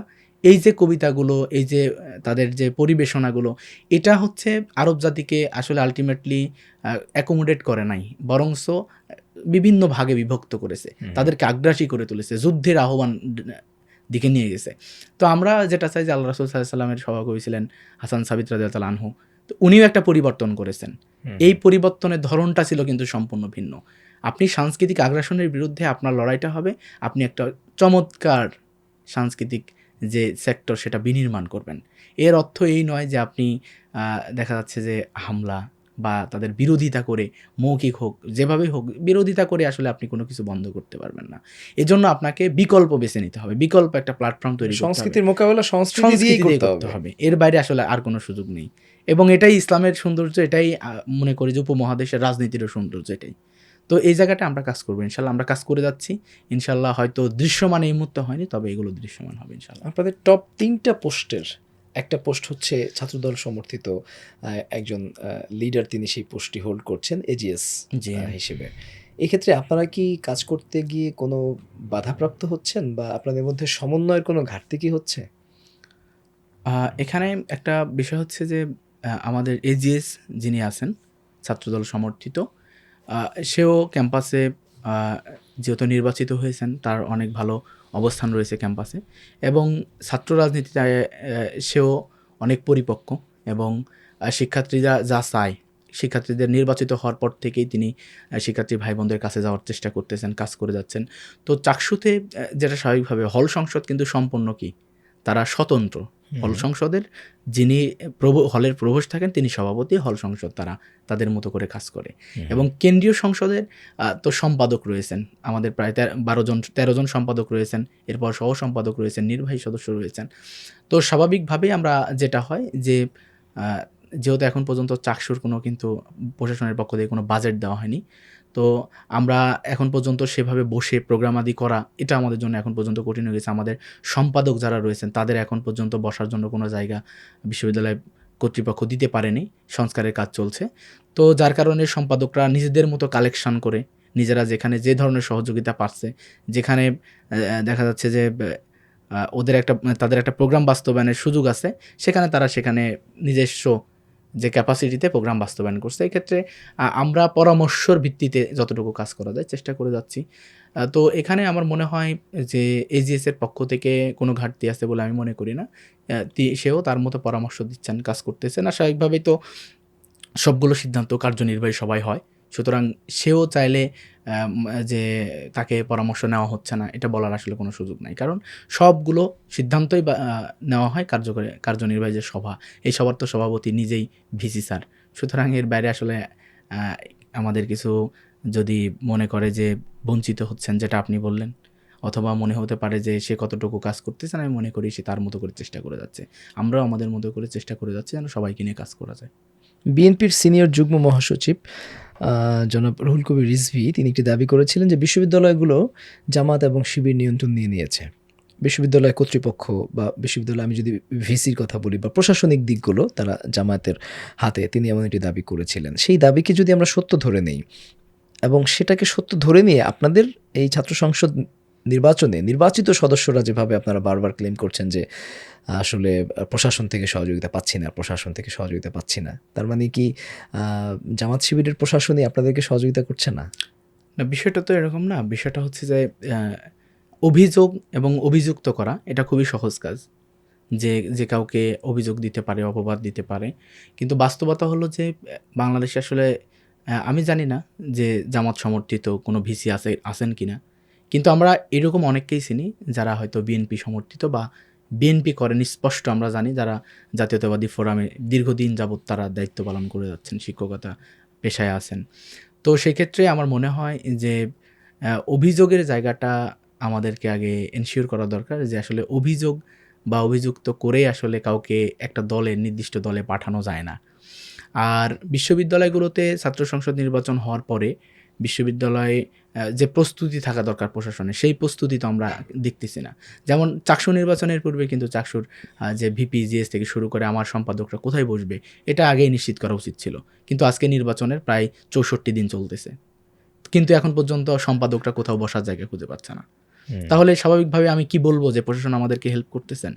আমরা স্পষ্ট অতটুকুই বলতেছি যতটুকু আসলে আমরা পাচ্ছি না, যতটুকু আমাদের না বললে নয়, আমরা ততটুকু অবশ্যই বলতেছি। কারণ আমরা চাই যে স্বাভাবিকভাবেই ছাত্র সংসদ এবং প্রশাসন সমান্তরালভাবে কাজ করে গেলেই কেবলমাত্র শিক্ষার্থীদের জন্য কিছু কাজ করার সুযোগ তৈরি হবে। কিন্তু এই জায়গায় আমরা দেখতেছি প্রশাসন তাদের সীমাবদ্ধতা দেখানো, প্রশাসন তাদের বাজেটের ঘাটতি দেখানো, অথবা তারা ছাত্র সংসদের এই যে নেতৃত্ব তারা ওইভাবে হয়তো ওন করতে পারতেছে না। সব কিছু মিলিয়ে আসলে কাজের ক্ষেত্রে আমাদের কিছু বিড়ম্বনা তৈরি হচ্ছে। শিবিরের একজন সাবেক নেতা জনাব সাখাওয়াত হোসেন শিপন, যিনি এজিএস পদে স্বতন্ত্র হিসেবে লড়েছিলেন সম্ভবত, আমি একটু জানতে চাই যে শিবিরের সাংগঠনিক সিদ্ধান্তের বাইরে স্বতন্ত্র হিসেবে লড়ার এই যে একটা নজির তিনি স্থাপন করেছেন, এটি সম্ভবত শিবিরের হিস্ট্রিতে এর আগে পরে আমরা কখনো দেখি নাই। এটি কতটুকু চ্যালেঞ্জের মুখে ফেলেছে আপনাদেরকে? চট্টগ্রাম বিশ্ববিদ্যালয়ে যিনি এজিএস পদে লড়েছিলেন সাখাওয়াত হোসেন শিপন ভাই, তো উনি ছাত্র শিবিরের সর্বশেষ চট্টগ্রাম বিশ্ববিদ্যালয়ের দাওয়া সম্পাদক ছিলেন। তো আসলে নির্বাচন হলো আমাদের অক্টোবরে, কিন্তু সাংগঠনিকভাবে ওনার ছুটি হয়ে যায় হচ্ছে জুন জুলাই, যখন ছুটি চলছিল তখন ষান্মাসিক ওনার ছুটি হয়ে যায়। তো ষান্মাসিকের ছুটি হওয়ার কারণে স্বাভাবিকভাবে কিন্তু উনি ছাত্র শিবিরের কেউ না। কারণ ছাত্র শিবির তো এইরকম সংগঠন যে যখন ছুটি হয়ে যায় তখন তো স্বাভাবিকভাবেই ছাত্র শিবির করার আর কারো সুযোগ থাকে না। তো স্বাভাবিকভাবে উনি ছাত্র শিবিরের রানিং থাকা অবস্থায় মূলত এই নির্বাচনে উনি আসেননি। উনি ছাত্র শিবির থেকে ছুটি নিয়েছেন, তার প্রায় 4-5 মাস পর নির্বাচন হয়েছে, নির্বাচনে স্বতন্ত্র প্রার্থী ছিলেন। আমাদের দিক থেকে আমরা চেষ্টা করেছি যে তিনি যেন নির্বাচন করা না করার বিষয়গুলো নিয়ে আমাদের অনেক আলাপ হয়েছে। তো সেখানে আমি মনে করি যে এটা তার ব্যক্তিগত সিদ্ধান্ত ছিল, এবং সংগঠন তো আমার মনে হয় লাভবান হয়নি তার এই পদক্ষেপের কারণে। সংগঠনের অনেক নেতৃবৃন্দ তাকে ভালোবাসতেন, অনেক কর্মী আছেন তাকে ভালোবাসে, আবার অনেকেই হয়তো কোনোভাবে এটা ভালোভাবে তার কাছের মানুষগুলোই ভালোভাবে নিতে পারেনি। আবার এর মাধ্যমে আমরা যে আমাদের সম্প্রীতি শিক্ষার্থী জোটে যিনি এজিএস পদপ্রার্থী ছিলেন, তিনি কাছাকাছি যেয়ে কিন্তু বিজয় হতে পারেনি। তো সব কিছু মিলিয়ে আসলে আলটিমেটলি এখানে আমি মনে করব যে উনি নির্বাচনে যদি না আসতো এটা সবচেয়ে ওনার জন্য ভালো হতো, সংগঠনের জন্য ভালো হতো, ওনার জন্য বেশি ভালো হতো। চাকসু নির্বাচনে আপনি ভিপি হবার আগে আমরা দেখেছি ইসলামী ছাত্র শিবিরের আরেকজন তিনি ভিপি হিসেবে বিজয়ী হয়েছিলেন জনাব অ্যাডভোকেট জসিমউদ্দিন সরকার। এবং এরপরে দীর্ঘ প্রায় 40 বছরের অধিককাল পরে আপনারা আবার চাকসু নির্বাচনে বিজয়ী হয়েছেন। শিবিরের ক্যাম্পাস হিসেবে চট্টগ্রাম বিশ্ববিদ্যালয়কে আমরা চিনে থাকি এবং অনেক সময় এটিকে শিবিরের ক্যান্টনমেন্ট হিসেবেও অভিহিত করা হয়। সেই জায়গাতে আপনাদের এত লম্বা একটা গ্যাপ কেন ছিল? আসলে এখন পর্যন্ত চট্টগ্রাম বিশ্ববিদ্যালয়ের চাকসু যে নির্বাচন সেটা হয়েছে মাত্র 7 বার। অর্থাৎ আমাদের যে ক্যাবিনেট, এই ক্যাবিনেটটা হচ্ছে 7ম ক্যাবিনেট। আচ্ছা। তো এখানে আমাদের 5ম ক্যাবিনেটের উনি 81-তে যেটা হয়েছে সেখানে অ্যাডভোকেট জসিমউদ্দিন সরকার ভাই উনি ভিপি ছিলেন, ছাত্র শিবির সমর্থিত। এবং তারপরে 90 সালে একটি নির্বাচন হয়েছিল যেখানে ছাত্র শিবির বনাম অন্যান্য সকল যারা প্রার্থী ছিল তারা একজোট করে ছাত্র শিবির সেখানে ভালো করতে পারেনি। তো পরবর্তীতে আমরা এই নির্বাচনে আলহামদুলিল্লাহ বেশ প্রায় জসিমউদ্দিন সরকার ভাইয়ের ওই বিজয়ের পরে ওই পরিষদের পরে প্রায় 45 বছরের মাথায় ছাত্র শিবির আবারও ভালো করেছে। আর নির্বাচনটাও তো স্বাভাবিকভাবেই 35 বছরের মাথায় এসে নির্বাচন হলো। তো এখানে আমার মনে হয় যে ক্যান্টনমেন্ট যেটা বলা হয়, আসলে বাংলাদেশে ছাত্র শিবিরের ক্যান্টনমেন্ট বলতে কিছুই নাই, কারণ ছাত্র শিবির তো কোনো সেনাবাহিনী না। আচ্ছা। তো ছাত্র শিবির যেটা করেছে সেটা হচ্ছে চট্টগ্রাম বিশ্ববিদ্যালয়ের পরিবেশটা খুবই চমৎকার একটা পরিবেশ, সবুজে ঘেরা ক্যাম্পাস, পাহাড়, এরপরে যে আবহাওয়া সেখানকার মানুষগুলো একদম খেটে খাওয়া সাধারণ মানুষ। তো তাদের সাথে যে মানে ছাত্র শিবিরের ভালোবাসার সম্পর্ক, ক্যাম্পাসের সাথে ক্যাম্পাসের দোকানদার থেকে শুরু করে সাধারণ যারাই আছে শিক্ষার্থী তাদের সাথে যে সম্পর্ক, এটা খুবই অমায়িক একটা সম্পর্ক। এবং ছাত্র শিবির এখানে ভালো করার অন্যতম কারণ হচ্ছে ছাত্র শিবির এখানে প্রচুর নির্যাতিত হয়েছে। যদি আমরা দেখি যে আওয়ামী লীগ সরকার এই সময়টাই কিন্তু ছাত্র শিবিরের সেখানে 5 জন ভাই শহীদ হয়েছে এবং চট্টগ্রাম বিশ্ববিদ্যালয় ক্যাম্পাসে ছাত্র শিবিরের 10 জন ভাই শহীদ হয়েছে এখন পর্যন্ত। তো সেখানে যারা শহীদ হয়েছেন তাদের যদি আমরা জীবনীগুলো দেখি, তাদের কাজ, তাদের চলাফেরা সব কিছু মিলিয়ে খুবই চমৎকার একটা তাদের যে জীবন, এই জীবনটা এটা হচ্ছে অনেকের কাছে অনুপ্রেরণার জায়গা হয়েছে। ওই অঞ্চলে যদি আমি বলি যে পুরো চট্টগ্রাম অঞ্চলটা ইসলামী আন্দোলনের বাতিঘরে পরিণত হয়েছে চট্টগ্রাম বিশ্ববিদ্যালয়। তো সেখানে আপনি যদি দেখেন চট্টগ্রাম অন্যান্য ক্যাম্পাসের যে পলিটিক্যাল জায়গাগুলো, যে শহরের ভিতরে ক্যাম্পাস হওয়ার কারণে সেখানে বিভিন্ন রাজনৈতিক দল সবসময় একটা উত্তপ্ত পরিস্থিতি করে রাখে। চট্টগ্রাম বিশ্ববিদ্যালয়টা কিন্তু এরকম না। চট্টগ্রাম বিশ্ববিদ্যালয় সম্পূর্ণ ভিন্ন, যেহেতু শহর থেকে অনেক দূরে। তো চট্টগ্রাম বিশ্ববিদ্যালয়ে আমার যেটা মনে হয় যে সব কাজের বাইরে দাওয়াতি কাজটা একটু বেশি হয়। এটা পূর্ব থেকেই, যে এখানে সিনিয়র জুনিয়র সবার মাঝে ছাত্র শিবিরের দাওয়াতি কাজ, দাওয়াতি উপকরণ, তাদের সমস্যায় পাশে দাঁড়ানো। কারণ একটা গ্রামের মধ্যে ইউনিভার্সিটি, এখানে তো পলিটিক্স বলতে তেমন কিছু নাই। এখানে দাওয়াতি কাজের মাধ্যমে চারিত্রিক মাধুর্য দিয়ে আমাদের ভাইরা কাজ করে যায় এবং সবাইকে মুগ্ধ করার চেষ্টা করে যায়, সংগঠনে নিয়ে আসার চেষ্টা করে। এটাই হচ্ছে মূলত চট্টগ্রাম বিশ্ববিদ্যালয়ের স্ট্র্যাটেজি। এর বাইরে আসলে চট্টগ্রাম বিশ্ববিদ্যালয়ে কোনো পলিটিক্স আছে বলে আমার মনে হয় না।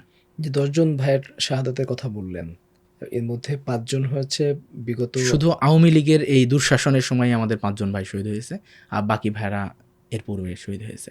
এরা সবাই রানিং শিক্ষার্থী ছিলেন। রানিং শিক্ষার্থী ছিলেন।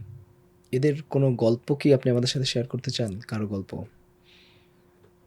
এদের তো আসলে সবার জন্য তো বলা যায় যে প্রত্যেকটা শহীদের জীবনীগুলি আসলে খুবই চমৎকার এবং তারা তাদের জীবনটাকে আসলে ওইভাবে গঠন করেছে যেভাবে জীবন গঠন করলে আসলে একজন শহীদ ভাই শহীদ হন। যেমন আমরা রিসেন্ট সময়ে একজন আমাদের শহীদ ভাই, শহীদ উসমান হাদি ভাইয়ের জীবনী আমরা কিন্তু কখনো ভাবিনি যে তার বেসমেন্টটা এত শক্তিশালী, তার পরিবার, তার দিনী শিক্ষা, তারপরে তার যে জীবনের চলাফেরা এত সাধারণ, কিন্তু তার শাহাদাতের মাধ্যমে কিন্তু আমরা অনেকটাই জেনে গেলাম যে তিনি আসলে এরকম একজন মানুষ ছিলেন, তার স্বপ্নের জায়গাটা এরকম ছিল। আমরা খুব ছোট পরিসরে যদি বলি, আমাদের শহীদ মামুন ভাই, যিনি আমাদের শহীদ আমানত হলে যিনি শহীদ হয়েছিলেন, আমাদের মামুন ভাই। তো মামুন ভাই যখন বিশ্ববিদ্যালয়ে ছিলেন, যে আমরা একটা গল্প প্রায় শুনি যে একটা সদস্য বৈঠকে দায়িত্বশীলরা বলছেন যে কারো নামাজ কাজা আছে কিনা। ছাত্র শিবিরে আপনি তো হয়তো জানবেন যে এ ব্যাপারে সবসময় জিজ্ঞাসা করা হয়, নামাজ কাজার ব্যাপারে তো জিরো টলারেন্স। তো উনি হাত তুলেছিলেন যে নামাজ কাজা আছে। তো সবাই অবাক হয়ে গেছে যে মামুন হোসেন ভাইয়ের নামাজ কাজা। তখন জিজ্ঞাসা করা হলো যে ভাই কিভাবে কি হলো। তখন তিনি বলছেন যে না, আমি আসলে একদিন রাতে তাহাজ্জুদের নামাজ পড়বো, এজন্য অপেক্ষমান থেকে আমি বেতরের নামাজ আমার কাজা হয়েছে। আবেগের জায়গাটা এরকম যে বেতরের নামাজ কাজা হয়েছে, এটাকে কাজা ধরে উনি এটা নিয়ে কষ্ট পাচ্ছেন। তো উনার যখন উনি যখন শহীদ হন, ওই দিনের ঘটনা এরকম ছিল যে আমানত হলে ছাত্রলীগ হামলা করেছে। হামলা করার পরে অনেক ভাই অনেক দিক দিয়ে হয়তো চলে যাওয়ার চেষ্টা করেছে, অনেকে এসে লড়াই করেছে। এক পর্যায়ে উনাকে আসলে এমনভাবে আঘাত করা হয় যে উনি আসলে সংজ্ঞা হারিয়ে ফেলে, একদম অজ্ঞান হয়ে যায়। পরবর্তীতে যখন জ্ঞান ফিরে একটু নড়ে উঠেছে, তখন একদম হলের দ্বিতীয় ফ্লোরেই তাকে সেখানে জবাই করে হত্যা করা হয়েছে। সরাসরি একদম তার মানে জবাই করে তাকে সেখানে হত্যা করা হলো। এই যে শাহাদাতের ঘটনাগুলো, উনি একজন বড় দায়িত্বশীল ছিলেন, বিশ্ববিদ্যালয় অফিস সম্পাদক ছিলেন। তো এই ঘটনাগুলো যদি আমরা দেখি খুবই মানে সাংঘাতিক, এবং এগুলো খুবই আমাদেরকে মানে প্রেরণাও বলা যায় যে এটা আমাদের জন্য একটা বিশাল প্রেরণা। যে কেবলমাত্র আমরা কয়েকদিন আগে আমাদের একটা টুর্নামেন্ট ছিল, সেখানে আমাদের একজন শিক্ষক যিনি মামুন ভাইয়ের বন্ধু ছিলেন, তিনি বলছেন যে মামুন ভাই এত ভালো মানুষ ছিলেন যে যখন ফজরের নামাজে হতো, শীতের দিন ফজরের নামাজ, এই সময়টা অধিকাংশ সময় শিক্ষার্থীরা নামাজ পড়তে ওঠে না, কারণ হচ্ছে ঠান্ডা পানি। তো বলছেন যে আমি নামাজ পড়তে উঠব এবং আমাকে পানি গরম করে নিয়মিত শেয়ার করতেন মামুন ভাই, যে যেহেতু আমার নামাজ কাজা হয়ে যাবে, পানি ঠান্ডা, উনি প্রতিদিন সকালে ফজরের সময় উঠে একটু পানি গরম করে সেই পানির অর্ধেক আবার আমাকে দিতেন। একজন বিশ্ববিদ্যালয়ের শিক্ষক তার বন্ধু তার জন্যই সাক্ষ্য দিচ্ছে। এই যে শহীদদের জীবনীগুলো, প্রত্যেকের জীবনী আলাদা আলাদা জায়গা থেকে তারা সেরা, সবার সেরা। এটা আমি মনে করি চট্টগ্রাম বিশ্ববিদ্যালয় এবং ওই অঞ্চলের জন্য ইসলামী আন্দোলনের যে বেসমেন্ট, এই বেসমেন্টকে রচনা করেছে। মানে শহীদ হওয়ার আগেই তাদের জীবনটা আলোকিত ছিল, আলোকিত জীবন, একদম চমৎকার এবং সবার চেয়ে আলাদা। তারা একদম ভিন্ন একটা মানুষ, এরকম একটা ছিল। জুলাই অভ্যুত্থানে কি আপনাদের বিশ্ববিদ্যালয়ের কোনো শিক্ষার্থী শহীদ হয়েছেন? জুলাই গণ অভ্যুত্থানে আমাদের 2 জন ভাই শহীদ হয়েছেন। চট্টগ্রাম বিশ্ববিদ্যালয়ের ইতিহাস বিভাগের আমাদের শহীদ ফরহাদ হোসেন, সে শাহাদাত বরণ করে, এবং একই বিভাগের শহীদ হৃদয়চন্দ্র তরুয়া, এরা দুজনই শাহাদাত বরণ করেন জুলাই আন্দোলনে ক্যাম্পাসেই। একজন হৃদয়চন্দ্র তরুয়া সে চট্টগ্রামেই, এবং ফরহাদ সে তার নিজ এলাকায় আন্দোলনে অংশগ্রহণ করে শহীদ হয়। জুলাই শহীদদেরকে ধারণ করবার ক্ষেত্রে চাকসুর ভূমিকা কি? জুলাই শহীদদেরকে ধারণ করার ক্ষেত্রে স্বাভাবিকভাবেই আমরা একটা জুলাই কর্নার করা, আমাদের বিশ্ববিদ্যালয়ের জাদুঘরে একটা জুলাই কর্নার আছে, যেখানে শহীদ ফরহাদ এবং তরুয়ার বিবৃত অনেক কাপড় থেকে শুরু করে অনেকগুলো বিষয় সেখানে সংরক্ষণ করা হয়েছে।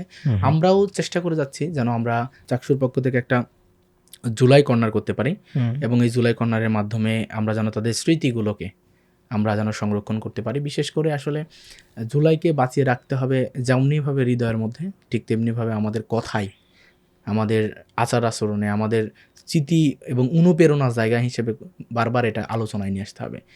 যে অনেক সময় দেখা যাচ্ছে যে রাজনৈতিক বা পলিটিক্যাল যে বিভিন্ন ঘটনা প্রবাহের কারণে কিন্তু জুলাইটা হারিয়ে যাচ্ছে, কিন্তু রাজনৈতিক নেতা যা জুলাইয়ে যাদের অবস্থান ছিল, যারা বিভিন্নভাবে আন্দোলন সংগ্রামে ছিল, তাদের দায়িত্ব নিতে হবে যে প্রত্যেকটি জায়গায় যেন আমরা জুলাই শহীদদেরকে স্মরণ করি এবং তাদেরকে, তাদের স্মৃতিগুলো আমরা যেন সামনে নিয়ে আসতে পারি, তাদের পরিবারগুলোর খোঁজখবর রাখতে পারি। এটা যদি হয় তাহলে জুলাই বেঁচে থাকবে। চাকসুর সাবেক ভিপি যারা রয়েছেন তাদের সাথে আপনাদের নিশ্চয়ই যোগাযোগ রয়েছে, তারা কতটুকু সহযোগিতা করছেন?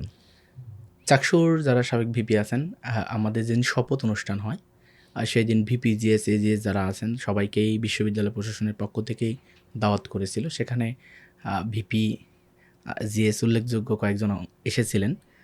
তো তাদের দিক থেকে আমাদের প্রতি তারা কিছু নসিহা করেছেন, এবং যে কোনো সহযোগিতা আমরা যেন তাদের পাশে আমরা যেন চাই, এটা তারা আশ্বস্ত করেছেন। তো আমরা কিছু পরামর্শ নিয়েছি, এবং সেখানে আমরা উল্লেখযোগ্য যদি বলি যে শামসুজ্জামান হীরা ভাই, তারপরে ভিপিদের মধ্যে এরপরে জসিমউদ্দিন সরকার ভাইয়ের সাথে বেশি যোগাযোগ হয়।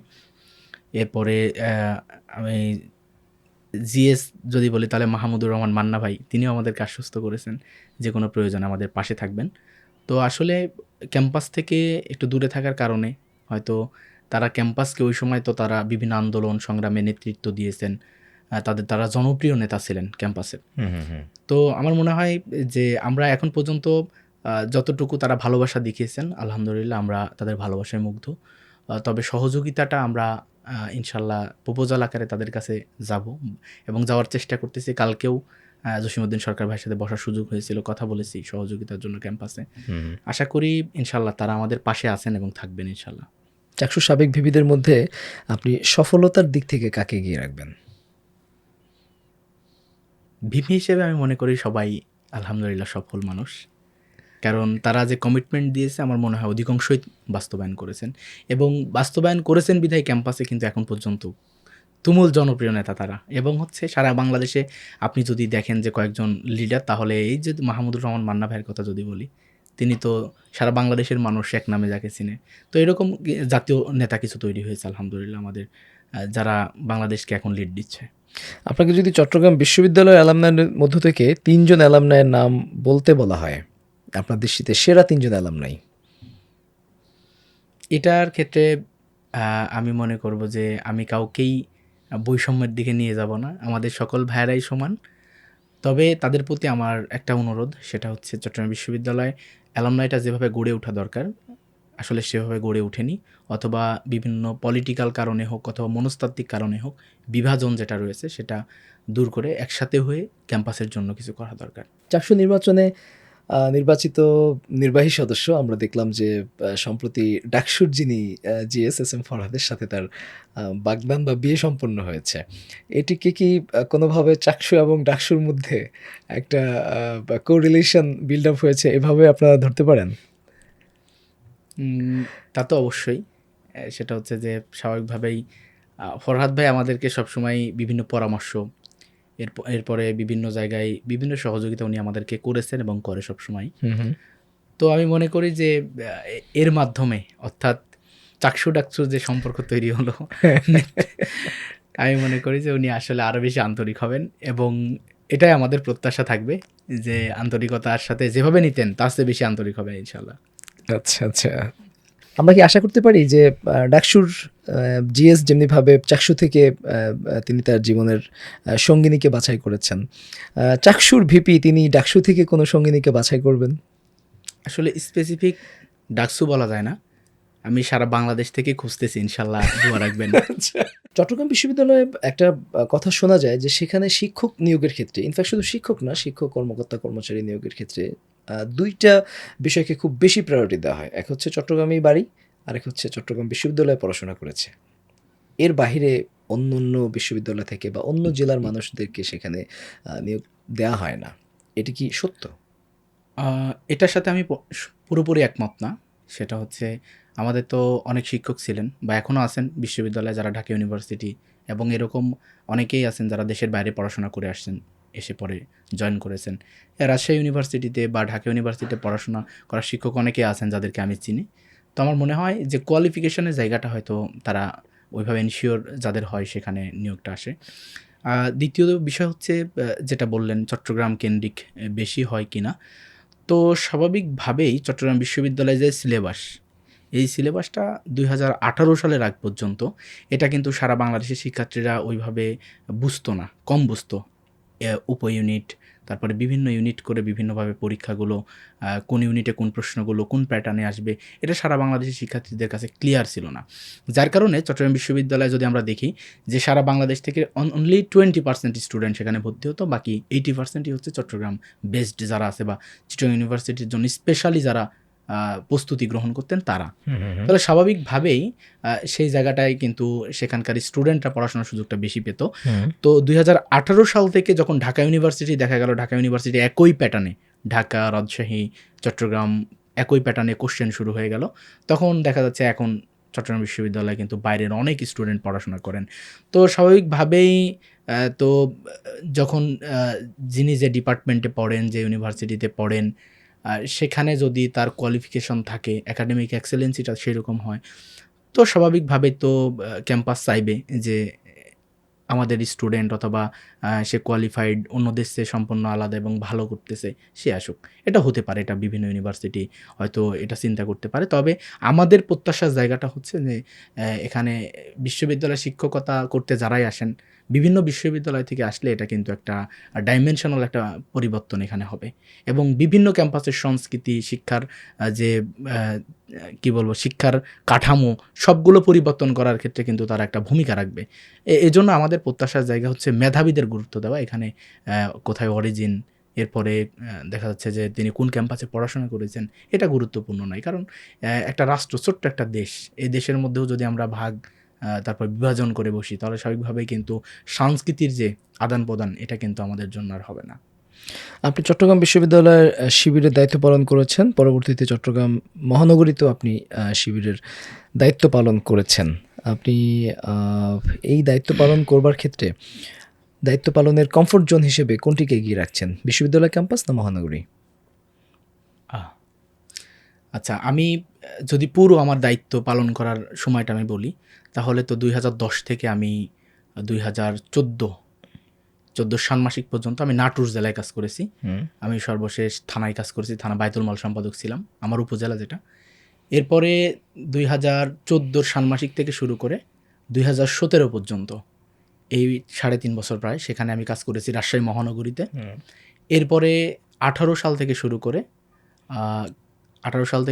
24 পর্যন্ত, 24 অক্টোবর পর্যন্ত কাজ করেছি চট্টগ্রাম বিশ্ববিদ্যালয়ে।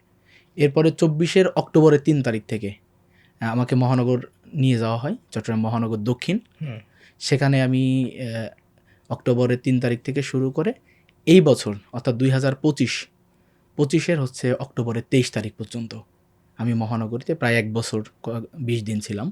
সেখানে মহানগর সেক্রেটারি ছিলাম, পরবর্তীতে সভাপতি হই এবং তো এখন চাকসুতে কাজ করি। তো পুরো সময়টা যদি আমি বলি, আমি প্রথমে জেলা দিয়ে শুরু হয়েছে, এরপরে মহানগরীতে কাজ করেছি, রাজশাহী মহানগরীতে, এরপরে চট্টগ্রাম বিশ্ববিদ্যালয়ে, এরপর চট্টগ্রাম মহানগর দক্ষিণে, এরপর আবারও চট্টগ্রাম বিশ্ববিদ্যালয়ে এখন কাজ করি শিক্ষার্থী ভাই বোনদের সাথে। তো সব কিছু মিলিয়ে আমার ক্যাম্পাস, জেলা সংগঠন, মহানগর সংগঠন সবার সাথে কাজ করার সুযোগ হয়েছে আলহামদুলিল্লাহ। তো এখানে আমার মনে হয় যে স্বাভাবিকভাবে আমার বেসমেন্টটা তৈরি করার ক্ষেত্রে সবচেয়ে বেশি ভূমিকা পালন করেছে চট্টগ্রাম বিশ্ববিদ্যালয় এবং বিশ্ববিদ্যালয় ক্যাম্পাসে আমার কাজ করার সময়গুলো। এবং যদি বলি যে সবচেয়ে বেশি শিবিরের কাজ হয় এবং খুবই গুছালো কাজ হয় এবং শিবির চমৎকারভাবে নিজেকে উপস্থাপন করতে পারে যে জায়গা, সেটা হচ্ছে মহানগর। আমি মনে করি মহানগর আমার যে 1 বছরের জার্নি ছিল, এটা খুবই চমৎকার এবং আমি সেখানেও অনেক কিছু শিখেছি। কারণ আপনি বিশ্ববিদ্যালয় শিক্ষার্থীদের ডিল করবেন, শিক্ষকদের সাথে কথা বলবেন, প্রশাসনের সাথে ডিলিংস আছে। মহানগরীতে কিন্তু একই সাথে আপনি স্কুল, কলেজ, ইউনিভার্সিটি, এরপরে মেডিকেল পড়ে স্টুডেন্ট, এরপরে প্রশাসন, এরপরে সাধারণ মানুষ, গণভিত্তি, এরপরে বিশাল একটা ক্ষেত্র যেখানে আপনি কাজ করতেছেন। তো যার কারণে আমার মনে হয় যে বিশ্ববিদ্যালয়ে পারপাসটা একরকম, মহানগরটা একটা বৃহৎ ময়দান, সেখানে আপনাকে বিভিন্ন লেয়ারে বিভিন্নভাবে কাজ করতে হয়। তো সবগুলো কাজ করে আলহামদুলিল্লাহ আমার এটাই মনে হয়েছে যে মহানগরী সংগঠন সেটা খুবই চমৎকার সংগঠন। আমার বেসমেন্ট তৈরির ক্ষেত্রে সেটা কাজ করেছে আমার চট্টগ্রাম বিশ্ববিদ্যালয় এবং আমার সাংগঠনিক লাইফটা পুরোটাই বলা যায় যে এক স্থানান্তর হওয়ার কারণে বিভিন্ন জায়গায়, বিভিন্ন শাখায় যেটা হয়েছে সেটা হচ্ছে এখানে কোনো ধারাবাহিকতা নাই, সম্পূর্ণটাই হচ্ছে ধারাবাহিকতার বাইরে আমাকে কাজ করতে হয়েছে। কখনো জেলায়, আবার মহানগর, আবার বিশ্ববিদ্যালয়ে কাজ করতে করতে মাঝখানে আবার মহানগর, আবার বিশ্ববিদ্যালয়। তো আলহামদুলিল্লাহ সব কিছু মিলিয়ে ইসলামী আন্দোলনের কাজ, সংগঠন যখন যেখানে দায়িত্ব দিয়েছে চেষ্টা করেছি নিজের সবটুকু দেওয়ার, কতটুকু পেরেছি আসলে এটা তো আল্লাহ ভালো জানেন। চট্টগ্রাম বিশ্ববিদ্যালয়ের শিবির থেকে উঠে এসে কেন্দ্রীয় পর্যায়ে দায়িত্ব পালন করেছেন, ইনফ্যাক্ট কেন্দ্রীয় সভাপতি নির্বাচিত হয়েছিলেন, এমন কেউ আছেন? চট্টগ্রাম বিশ্ববিদ্যালয়ে খুবই একজন জনপ্রিয় ছাত্রনেতা ছিলেন। পরবর্তীতে তিনি কেন্দ্রীয় সভাপতি ছিলেন। আমরা মুজিবুর রহমান মঞ্জু ভাইয়ের যে বিষয়টা, ওনার বিষয়টা আমরা জানি। এর বাইরেও অনেকে দায়িত্বশীল হয়েছেন। তো ক্যাম্পাসেও তাদের খুব ভালো অবস্থান ছিল, ক্যাম্পাস সংগঠন তাদেরকে খুব ভালোভাবে, ক্যাম্পাস আসলে তাদেরকে ভালোভাবে অন করতো। এরপরে আমরা দেখেছি আমাদের আনমর শামসুল ইসলাম ভাই, উনিও চট্টগ্রাম বিশ্ববিদ্যালয়ের সভাপতি ছিলেন, পরবর্তীতে কেন্দ্রীয় সভাপতি ছিলেন, যিনি এখন জামাত ইসলামের নায়েবে আমিরের দায়িত্ব পালন করছেন। মুজিবুর রহমান মঞ্জু ভাই তো আরেকটি সংগঠন করে সেখানে আছেন। তো হামিদ হোসেন আজাদ ভাইয়ের কথা যদি বলি, চট্টগ্রাম বিশ্ববিদ্যালয়ে যতজন সভাপতি ছিলেন এবং যারা খুবই চমৎকার আলোচনা রাখতে পারতেন, আমি ভাইয়ের সাথে অনলাইন প্রোগ্রামে আমার হয়েছে, সাক্ষাৎ হয়েছে, খুবই চমৎকার আলোচনা করেন এবং ধারাবাহিক আলোচনা। আমাদের ওই সময়ের যখন হামিদ হোসেন আজাদ ভাইয়ের সময় যারা জনশক্তি ছিলেন, ওই সময় যারা শিক্ষকও ছিলেন, এখন অনেকে রিটায়ার্ড করেছেন, ম্যাক্সিমাম রিটায়ার্ড করেছেন, সেখানে গেলে বলে যে হামিদ হোসেন আজাদ ভাই যখন সিরাতের আলোচনা করতেন, এত চমৎকার আলোচনা করতেন, খুবই জনপ্রিয় একজন লিডার ছিলেন। পরবর্তীতে তিনি কেন্দ্রীয় সভাপতি হন এবং এর পরপর সময়ই কিন্তু হামিদুর রহমান আজাদ ভাই, যিনি এখন বাংলাদেশ জামাত ইসলামের কেন্দ্রীয় অ্যাসিস্ট্যান্ট সেক্রেটারি জেনারেল এবং সাবেক এমপি, উনি ইসলাম ছাত্র শিবিরের সাবেক কেন্দ্রীয় সহসভাপতি ছিলেন, তিনিও চট্টগ্রাম বিশ্ববিদ্যালয়ের সভাপতি ছিলেন। এরপরে যদি বলি যে শিবিরের সাবেক কেন্দ্রীয় সভাপতি আজম ওবায়দুল্লাহ ভাই, মরহুম আজম ওবায়দুল্লাহ ভাই তো আমাদের মাঝ থেকে গত বছর চলে গেলেন। আজম ওবায়দুল্লাহ ভাইকে আমরা উবায়দ ভাই বেশি বলি স্বাভাবিকভাবেই। তো ভাই হচ্ছে চট্টগ্রাম বিশ্ববিদ্যালয়ের শিক্ষার্থী ছিলেন এবং তিনি মহানগরীতে কাজ করতেন। পরবর্তীতে তো তিনি কেন্দ্রীয় সভাপতি হলেন, কিন্তু চট্টগ্রাম বিশ্ববিদ্যালয়ের পারপাস এবং চট্টগ্রাম বিশ্ববিদ্যালয়ের সংগঠনে তারও অনেক ভূমিকা আছে, সেখানে তিনিও অনেক অবদান রেখেছেন। এবং ওনার একটা সবচেয়ে বড় গুণ ছিল, সেটা হচ্ছে উনি মহানগরীতে ভাই কাজ করার কারণে সেখানে যেহেতু তার বাবা চাকরি করতেন চট্টগ্রামে, তো ওবায়দ ভাইয়ের স্কুল লাইফ, কলেজ, ইউনিভার্সিটি সবগুলোই চট্টগ্রামে। তো উনি সেখানে যে বড় বড় ফ্যামিলিগুলো আছে বা এখন যারা ইসলামী আন্দোলনে চট্টগ্রামে মূলত বেসমেন্ট আমরা মনে করি, এই পরিবারগুলোর সাথে ওনার সম্পর্কটা ছিল খুবই চমৎকার এবং উনি মানুষকে খুবই ভালো মূল্যায়ন করতে পারতেন।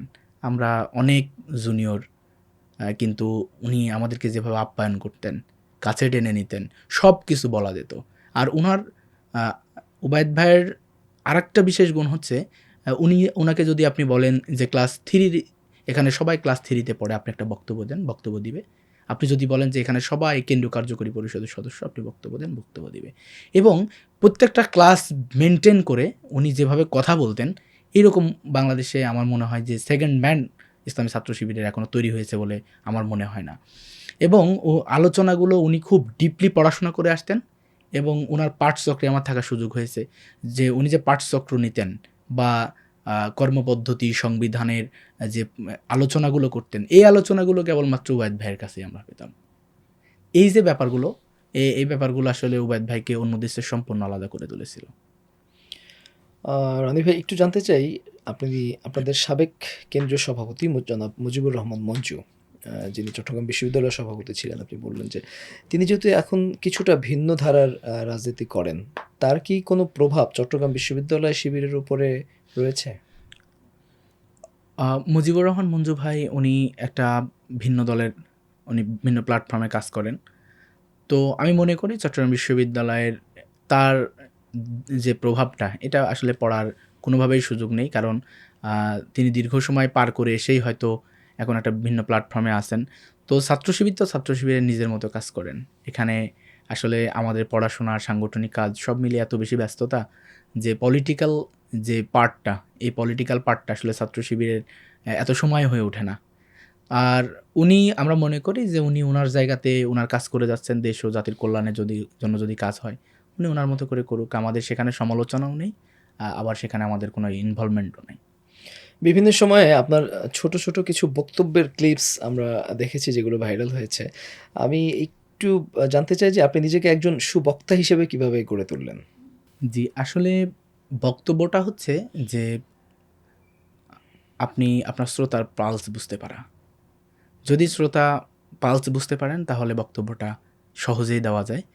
এবং আমি মনে করি যে আমি তো আসলে এরকম ভালো বক্তা না, কারণ আপনি যদি আমার বক্তব্যগুলো ভালো করে দেখবেন যে সেখানে কোনো লাইন ঠিক নাই, শব্দের কোনো ঠিক নাই, গাঁথনি, যেটা বাক্যের গাঁথনি ঠিক নাই। হয়তো এই বাক্যের গাঁথনি ঠিক না থাকার কারণেই মানুষ মনে করে আমার বক্তব্য সুন্দর হয়, কারণ আপনি কোনো ধারাবাহিকতা পাবেন না এখানে আমি কোনো প্রস্তুতি নিয়েও আসি না, আবার এখানে কোনো ধারাবাহিকতা নাই। এটা আসলে শব্দের পর কোন শব্দমালা আসবে এটা জনগণকে টেনশনে ফেলে দেয় যে আসলে এরপরে উনি কি বলবে। তো তো হয়তো এটা এরকম হতে পারে যে এটা তাদের কাছে ভালো লাগে, এবং এটা হচ্ছে একদমই আমার প্রস্তুতি ছাড়া, এবং এটা গড গিফটেড আমি মনে করি। এটা আমার কাছে আসলে আলাদাভাবে তেমন কিছুই নাই। যে বক্তব্যগুলো বা যে সব বাক্যগুলো আ মনে হয় যে হয়তো অনেকের কাছে প্রিয় বা ভালো লাগে, তো এগুলো আমার যে তৈরি করা এরকমও না। এগুলো হয়তো বক্তব্য দিতে গিয়ে বলেছি, হয়তো আপনি আমাকে ভালোবাসেন, এজন্য ভালো লেগে গেছে। এইরকম আরকি। না, এখানে আসলে বক্তব্য তো অনেক বড় একটা পরিভাষা। আমি আসলে মিন করেছি মানে পলিটিক্যাল যে বক্তব্যগুলো যেগুলো আসলে মাঠে ময়দানে দেয়া হয়। এই জায়গাতে আমরা অনেক সময় দেখি যে হয়তো ইন্টেলেকচুয়াল পারসন যারা তারা হয়তো সেভাবে জনগণকে কানেক্ট করতে পারেন না। হ্যাঁ? সেই জায়গাতে আপনার যে বক্তব্যগুলো এসছে আমরা দেখেছি যে সাধারণ শিক্ষার্থীরা আপনার সেই বক্তব্যকে তারা অ্যাপ্রিশিয়েট করেছে এবং তাদের ভাষ্য যে হ্যাঁ, একজন ছাত্রনেতার কণ্ঠ এতটাই দরাজ হওয়া দরকার এবং তার বক্তব্য এমনই হৃদয়গ্রাহী হওয়া দরকার। সেই জায়গাতে আমি দেখেছি আপনি নিজেকে একটা লেভেলে বা একটা উচ্চতায় নিয়ে এসেছেন। সে কারণে মূলত আমি প্রশ্নটা করেছি। একটু জানতে চাইবো আপনার আ রাজনৈতিক জীবনের ভবিষ্যৎ পরিকল্পনা কি? জি, আপনি যেটা প্রশ্ন করেছেন রাজনৈতিক জীবন, আসলে আমার কোনো রাজনৈতিক জীবন নেই। সংগঠন যখন যেখানে যেভাবে দায়িত্ব দিয়েছে ততটুকু পালন করেছি। স্বাভাবিকভাবে আমাদের সংগঠনে তো আসলে আমরা বললাম যেটা, যে স্বাভাবিকভাবে আমরা পলিটিক্স যেটা বলে বাংলাদেশের প্রেক্ষাপটে বা উপমহাদেশের যে রাজনীতি, এই জায়গাতে আসলে আমার মনে হয় ছাত্র শিবির কোনোভাবে এত বেশি ইনভলভ না। ছাত্র শিবির কোনো আগ্রাসনের বিরুদ্ধে, আধিপত্যবাদের বিরুদ্ধে কথা বলে এবং লড়াই করে, এবং সাধারণ মানুষকে ছাত্র শিবির হৃদয় থেকে ভালোবাসে, মানুষও ছাত্র শিবিরকে হৃদয় থেকে ভালোবাসে। এতটুকু, এটা যদি পলিটিক্স হয় তাহলে এটাই পলিটিক্স। আর যদি মনে হয় যে না, এটা একজন মানুষের প্রতি ভালোবাসা, মমত্ববোধ, তাহলে মমত্ববোধ। পলিটিক্যাল জায়গাতে আমি মনে করি আমি আসলে পলিটিক্স শুরু করিনি, আর পলিটিক্স করার ওইভাবে কোনো ইচ্ছা নেই। মূল সংগঠন যখন যেখানে যেভাবে দায়িত্ব দিবে, দায়িত্বটুকু পালন করার চেষ্টা করবে, এতটুকু ইনশাল্লাহ। রনি ভাই, আপনি হয়তো আপনার সাংগঠনিক জায়গা থেকে বলেছেন। আমি যদি একটু ভিন্নভাবে আপনার কথাটাকে একটু ফ্রেমিং করি। আমরা বাংলাদেশ জাতীয় ক্রিকেট দলে দেখি যে যখন কেউ চান্স পায় তখন বলে যে দল আমাকে যেখানে খেলাবে আমি সেখানেই খেলতে প্রস্তুত। হয়তো তিনি লোয়ার অর্ডার ব্যাটসম্যান, বাট তিনি ওপেনিং করার জন্য প্রস্তুতি নেন অথবা মিডল অর্ডারে আসার জন্য প্রস্তুতি নেন। এটি কি কোনোভাবে শুধুই দলে টিকে থাকার জন্যে একটা বক্তব্য? না আসলে আপনি সংগঠন যেখানেই দেয় সেই জায়গাতে আপনি কাজ করার জন্যে মানসিকভাবে শতভাগ প্রস্তুত? জি, এই জায়গাতে আমার মনে হয় যে আমরা যা হারিয়েছি, সংগঠনের কথা যদি বলি, আমাদের যারা ছাত্র শিবিরের সাবেক কেন্দ্রীয় সভাপতি, আমাদের ২ জন আমরা যদি বলি, মীর কাসেম আলী মিন্টু ভাই, এরপরে আমাদের কামরুজ্জামান ভাই, এই যে মানুষগুলো আমরা হারিয়েছি, ছাত্র শিবিরের ১ম কাজ হবে এই রিকভার কখনো হবে না, তবে এই ধরনের মানুষগুলো তৈরি করা, যে মানুষগুলোকে সংগঠনকে পাথরের মতো দাঁড়িয়ে থেকে বহন করতে পারবে। তো স্বাভাবিকভাবেই তো আমরা তো বলার জন্যও বলি না, বক্তব্য দেওয়ার জন্য কথা বলি এরকমও না। সংগঠন আসলে মানুষের জীবন খুবই সহজ আমি মনে করি, আবার খুব কঠিন। স্বাভাবিকভাবে আমরা পড়াশোনা করেছি, সংগঠন তত্ত্বাবধান করেছেন। ছোট্ট একটা জীবনেরই স্বপ্ন দেখি সবসময়, যে নিজেকে ছোটোভাবে যেন জীবনটা কাটিয়ে আল্লাহর কাছে যেতে পারি। তো সেই ক্ষেত্রে সংগঠন যখন যেখানে প্রয়োজন মনে করবে, সেটার জন্য প্রস্তুতি থাকাটাই আসলে উত্তম, এবং সেটাই মানুষকে কল্যাণের দিকে নিয়ে যাবে। এর চেয়ে বেশি প্রত্যাশাও মানুষকে হতাশায় ফেলবে। আবার এর চেয়ে সংগঠন যেটা চাইবে তার বাইরে যাওয়াটাও মানুষের কল্যাণের হবে বলে আমি মনে করি না। তো আল্টিমেটলি সংগঠন যেভাবে চাইবে আমাদের জীবনটা আমরা সেভাবেই যেন এগিয়ে নিতে পারি। এই ধরনের প্রস্তুতি মানসিক আছে আলহামদুলিল্লাহ। আপনি নাটোরের যে গ্রাম থেকে বড় হয়েছেন, সেই গ্রামের অধিবাসীরা, নাটোরবাসী যদি মনে করে যে আমাদের ছেলে চাকসুর ভিপি হয়েছে, তার মাধ্যমে তার হাত ধরে আমরা নাটোরের ভাগ্য উন্নয়ন করতে চাই, নাটোরের ভাগ্যের চাকা ঘোরাতে চাই, তখন সেক্ষেত্রে আপনার জাতীয় নির্বাচন নিয়ে অথবা জাতীয় রাজনীতি নিয়ে নাটোরবাসীর পাশে দাঁড়ানোর কোনো পরিকল্পনা আপনার আছে কিনা? আপনি যদি ব্যক্তি হিসেবে বলেন, তাহলে আমি খুবই সাধারণ একটা মানুষ, একদম সাধারণ পরিবার থেকে উঠে আসা। আমার বাবা, উনি একজন সাধারণ ব্যবসায়ী এবং কৃষক। মাটির সাথে আমাদের সম্পর্কটা অনেক বেশি। তো আজকে আপনি অপর দিকে যদি চিন্তা করেন, যে বাংলাদেশের বড় বড় ক্যাম্পাসগুলোতে যারা দায়িত্ব পালন করতেছেন, একটা গণতান্ত্রিক প্রক্রিয়ার মাধ্যমে শিক্ষার্থীদের ভোটে উঠে আসা, সেখানে যদি আমাকে সম্মানের জায়গায় রাখেন, যে আমি ছাত্র সংসদের একজন ভিপি, তাহলে আমি মনে করব যে আজকের এই ভিপি হয়ে ওঠাটাও ইসলামী ছাত্র শিবিরের অবদান, এবং ইসলামী ছাত্র শিবির আমাকে যেভাবে তৈরি করেছে, ইসলামী ছাত্র শিবির সেভাবেই হয়তো আমাকে পাচ্ছে। এবং আমি মনে করি যে এই অবদান ছাত্র শিবির যেভাবে চাইবে বা এই সংগঠন যেভাবে চাইবে সেভাবে আসলে আমাদের পথ চলা হবে ইনশাল্লাহ।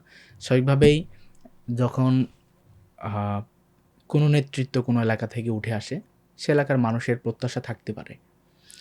তো সেই প্রত্যাশার আলোকে সংগঠন যেভাবে সিদ্ধান্ত নেবে এটাই হচ্ছে ফাইনালি সিদ্ধান্ত। এর বাইরে আসলে ব্যক্তিগতভাবে আমার কোনো আগ্রহ নেই। নির্বাচন বা অন্যান্য যে বিষয়গুলো আপনি বলেছেন, এই জায়গায় আমার কোনো আগ্রহ নেই। মূলত একটা নির্বাচন অনেক কঠিন। ছাত্র সংসদ নির্বাচনে এসে আমি বুঝতে পেরেছি বিষয়গুলো আসলে খুবই কঠিন একটা ব্যাপার। দ্বিতীয়ত আমাদের সংগঠনে কিন্তু তো মানুষের জন্য কাজ করার আগ্রহ তো ডেফিনেটলি কাজ আছে। তো আপনি নির্বাচন ছাড়াও করতে পারবেন। কাজ করার অনেক সুযোগ আছে।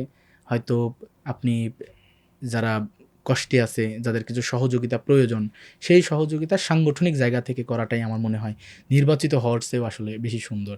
এবং এটার একটা গোপনীয়তা আছে এবং একটা রুহানিয়াত, যে রুহানিয়াত পরিবেশ সেটা মেনটেন করা যায়। একই সাথে সংগঠন এবং সাধারণ জনগণ যদি আপনাকে জাতীয় নির্বাচনে দেখতে চায়, সেক্ষেত্রে তো আপনার নিশ্চয়ই কোনো দ্বিমত থাকার কথা নয়। আমি বলবো এই সিদ্ধান্ত সংগঠনের।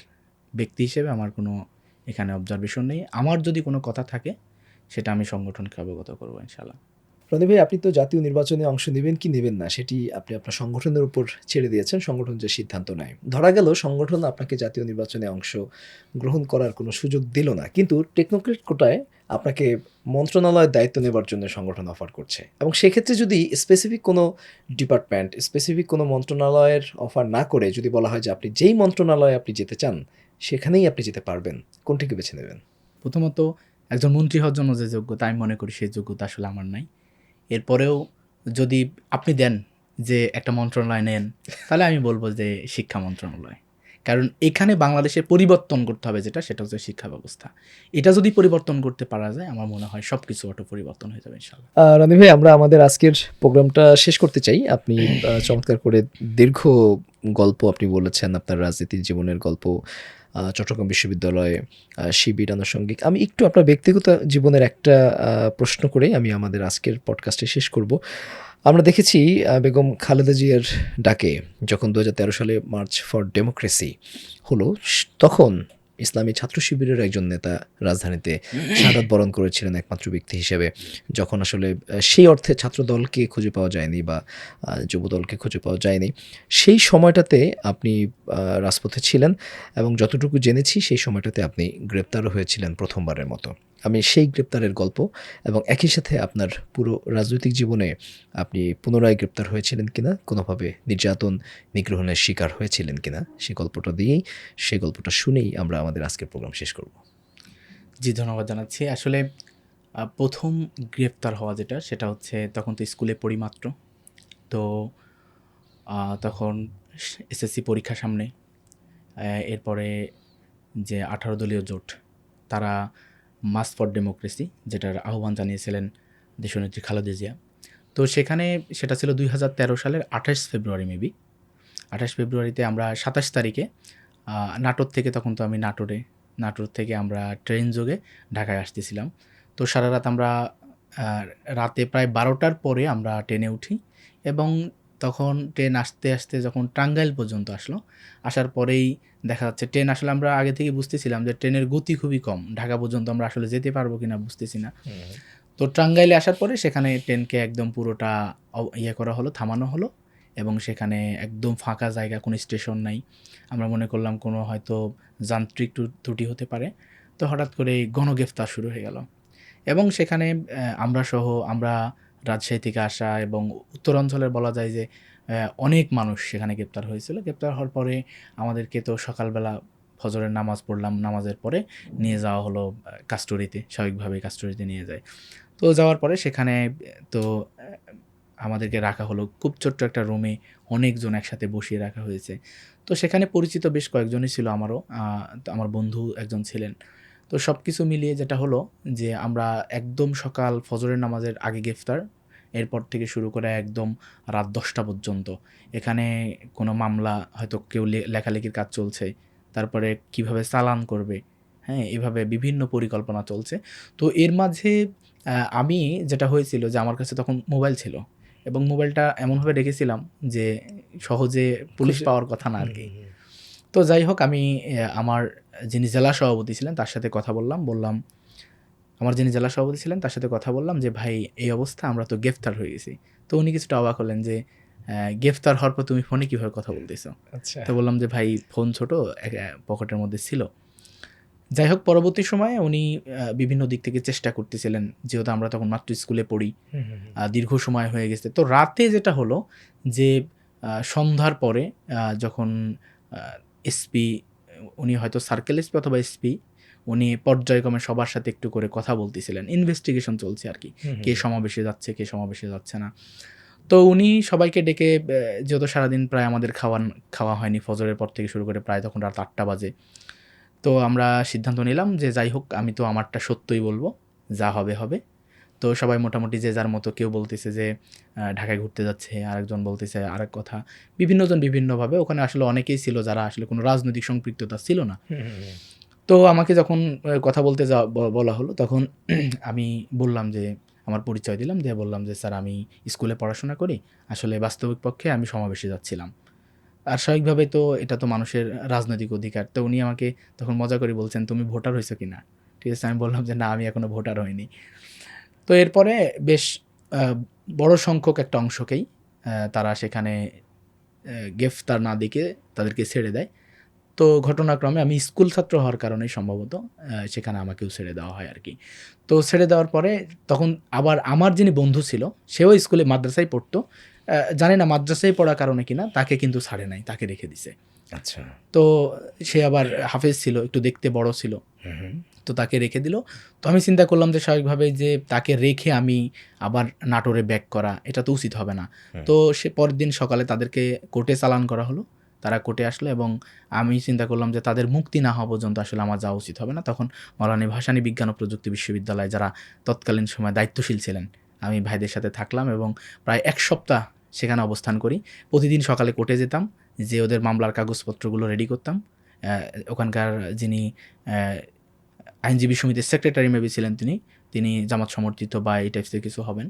তো উনি প্রতিদিনই আমাদেরকে কিছু কাজ দিতেন, আমরা অ্যাসাইনমেন্টগুলো শেষ করে এগুলো জমা দিতাম, উনি কাগজপত্রগুলো রেডি করতেন। এইভাবে মোটামুটি আমাদের 2 বার জামিন পাওয়ার জন্য তার বেল হয়, কিন্তু আসলে তিনি জামিন পান নাই, আমার বন্ধু সে। তখন আমি প্রায় 6 দিন 7 দিন পরে আমরা সেখান থেকে নাটোরে ব্যাক করি। তো এই যে বিশাল একটা সময় ছিল।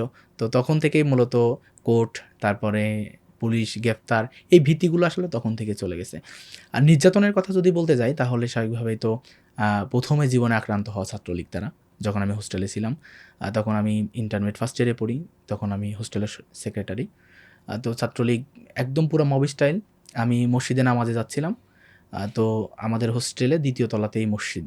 তো মসজিদের পাশেই কয়েকটা রুম ফাঁকা থাকতো, ওখানে ছাত্রলীগ আড্ডা দিত। তো হঠাৎ করে তারা প্রথমেই আমাকে ডেকে তারা আমার ইনফরমেশনগুলো ইতিমধ্যে পেয়ে যায় যে আমি ছাত্র শিবির করি। তো তখন ধরে তারা প্রায় 10-12 জন একসাথে এই যে একটা মব সৃষ্টি করা, এই নির্যাতনটা আমি আবরার ফাহাদ ভাইয়ের কথা বলতে পারি, অথবা পরবর্তীতে বিভিন্ন জায়গায় যে ঘটনাগুলো ঘটলো, সেম টু সেম। তবে হয়তো ওই সময় ছাত্রলীগের অধ্যত্ত আচরণের পরিমাণ বা কলেজ লেভেলে হয়তো নির্যাতনের মাত্রা ওইরকম ছিল না, বিধায় হয়তো সেদিন আমার খুব বড় ধরনের ক্ষতি হয়নি। তো এরপরে তো বিভিন্ন সময় তো বিভিন্ন জায়গায় মিছিল, মিটিং, এগুলো স্বাভাবিক নির্যাতন, এগুলো তো আসলে এত বেশি ছিল না।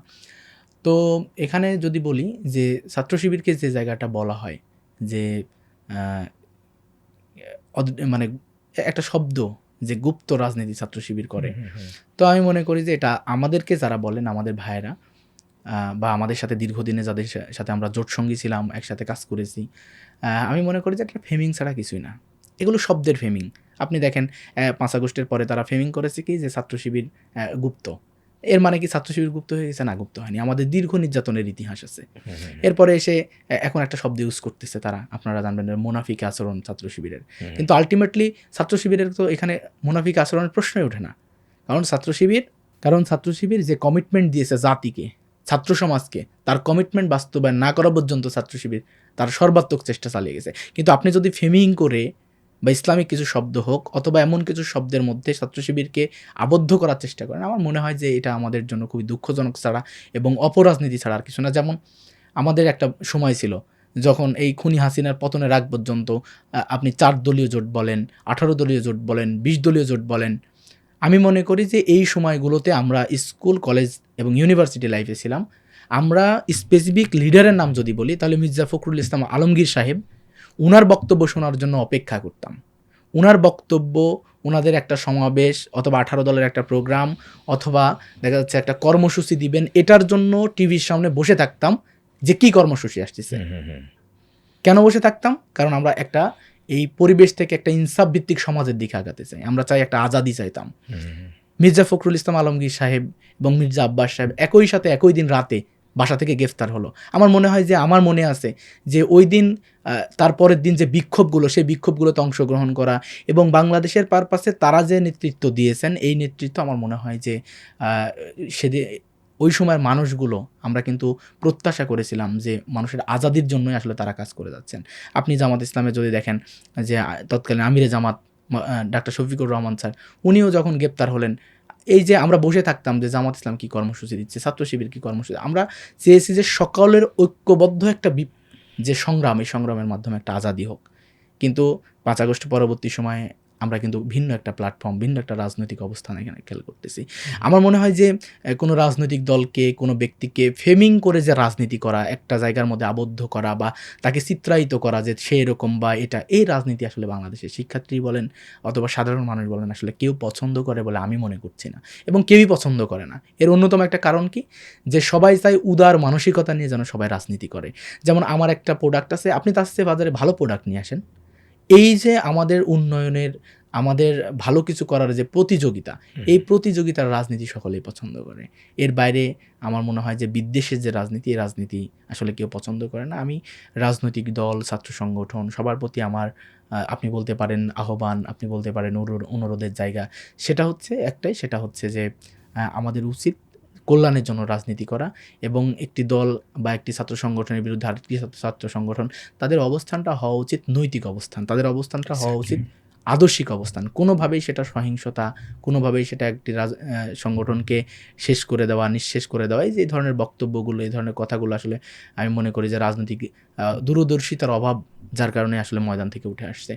আরেকটা বিষয় আমরা মনে করি সেটা হচ্ছে যে জুলাইয়ের ব্যাপারে, জুলাই গণঅভ্যুত্থানের ব্যাপারে যারা আজকে সুবিধাভোগী, আপনি বিএনপি বলেন, জামাত ইসলামী বলেন, ছাত্রদল বলেন, ছাত্র শিবির বলেন, ঐক্যবদ্ধ একটা আন্দোলন সবাই করেছে, ছাত্র সমাজ তারা নেতৃত্ব দিয়েছে একটা বড় অংশ, তারা সবাই কিন্তু এখন এই আন্দোলনের সুবিধাভোগী। তারা কথা বলতে পারতেছে, তারা নিরাপদে বাড়িতে থাকতে পারতেছে, তারা কেউ নিরাপদে বাড়িতে থাকতে পারতো না কিন্তু। তাহলে এখানে আমি মনে করি যে জুলাইটাকে সবাই বাঁচিয়ে রাখা দরকার, জুলাইয়ের শহীদদেরকে সবাই ওন করা দরকার, জুলাই যারা পঙ্গুত্ব বরণ করেছে তাদের জন্য আসলে সুচিকিৎসা কীভাবে নিশ্চিত করা যায়, তাদের পুনর্বাসিত কীভাবে করা যায়, এই বিষয়গুলো নিয়ে আমার মনে হয় কনসার্ন হওয়া দরকার সকলের ঐক্যবদ্ধভাবে। কারণ সবাইকে এক জায়গায় যদি ঐক্যবদ্ধ করে থাকে কেউ, সেটা হচ্ছে জুলাই।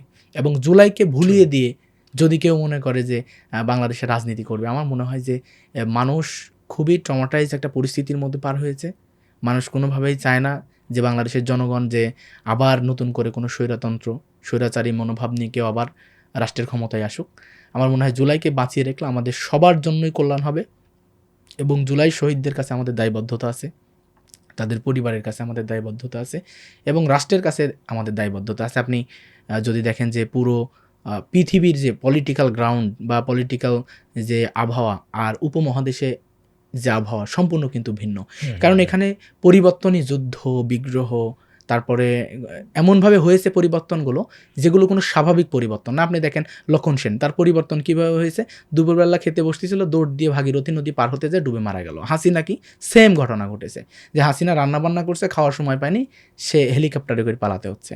তো এই যে অস্বাভাবিক পরিবর্তন, এই অস্বাভাবিক পরিবর্তনটা উপমহাদেশের রাজনীতিতে অনেক বেশি, কিন্তু পৃথিবীর বিভিন্ন প্রান্তের ছোট বড় রাষ্ট্রগুলো, এমনকি আপনি যদি দেখেন যে এই আফ্রিকার রাষ্ট্রগুলো, সেখানেও কিন্তু হয়তো 20 বছর 50 বছর একটা করে বিপ্লব হচ্ছে, এবং বিপ্লব কিন্তু হওয়ার পরে রাষ্ট্র স্টেবল হচ্ছে।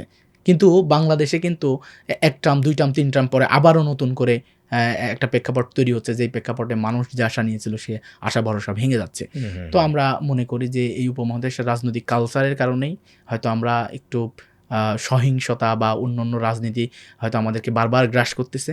এই জায়গা থেকে বাঁচার আমাদের সুযোগ এসেছে, এবং এই ধরনের বিপ্লবের সূচনা আসলে পৃথিবীতে খুব কম বার হয়, এবং অনেক বছর পরে হয়। বাংলাদেশ আজকে যে সুযোগ পেয়েছে, এই সুযোগ তাদেরকে কাজে লাগানো উচিত। প্রত্যেকটা পক্ষ বসে বসে নিজেদের মধ্যে সমাধান করে, যে যদি আপনি এখানে নিজেরা না বসতে পারেন, নিজেরা চায়ের টেবিলে বসার মতো সেই পরিবেশ না রাখতে পারেন, স্বাভাবিকভাবেই কিন্তু যে পতিত শক্তি সে আবার মাথাচাড়া দেবে। সে খুন করবে, সে হত্যা করবে, গুম করবে, এরপরে সে বিশৃঙ্খলা তৈরি করবে। সে যত ধরনের মেকানিজম তার আছে সব কিছু দিয়ে কিন্তু চেষ্টা করবে। তার রাষ্ট্র ছিল, তার যারা নেতৃবৃন্দ আছে তাদের অঢেল সম্পদ রয়েছে, তারা হাজার হাজার কোটি টাকা পাচার করেছে, তাদের হাতে সম্পদ আছে, তারা একজনের মাথা কিনতে তাদের খুব বেশি সময় লাগবে না। তো এই জায়গাটা আমি মনে করি যে বিএনপি, জামাত ইসলামী বলেন, এনসিপি বলেন, বা অন্যান্য যে সংগঠনগুলো রয়েছে চরমোনাই থেকে শুরু করে, তারা রাজনৈতিক বৃহত্তর পরিমণ্ডলে কাজ করেন। তাদের সৌহার্দ্য এবং সম্প্রীতির যে রাজনীতি সেটা বাংলাদেশে করুক। এখানে ছাত্র শিবির, ছাত্রদল, ছাত্র শক্তি বা যারা যারা রয়েছে সবাই বসে একসাথে বসুক। রাজনীতির মাঠে আদর্শিক লড়াই হতে পারে, কিন্তু সহিংসতা হবে না। রাজনৈতিক মাঠে বিভিন্ন বক্তব্য আসবে, বিভিন্ন ন্যারেটিভ আসবে, কিন্তু নেতৃবৃন্দ এক জায়গায় বসে চা খেতে পারবে। এতটুকু সৌহার্দ্য যেন বাংলাদেশের রাজনীতি থাকে, এই উদারতা যেন থাকে, এটা কনফার্ম আমাদের করা খুব বেশি জরুরি। আপনাকে অনেক ধন্যবাদ জনাব ইব্রাহিম রনি।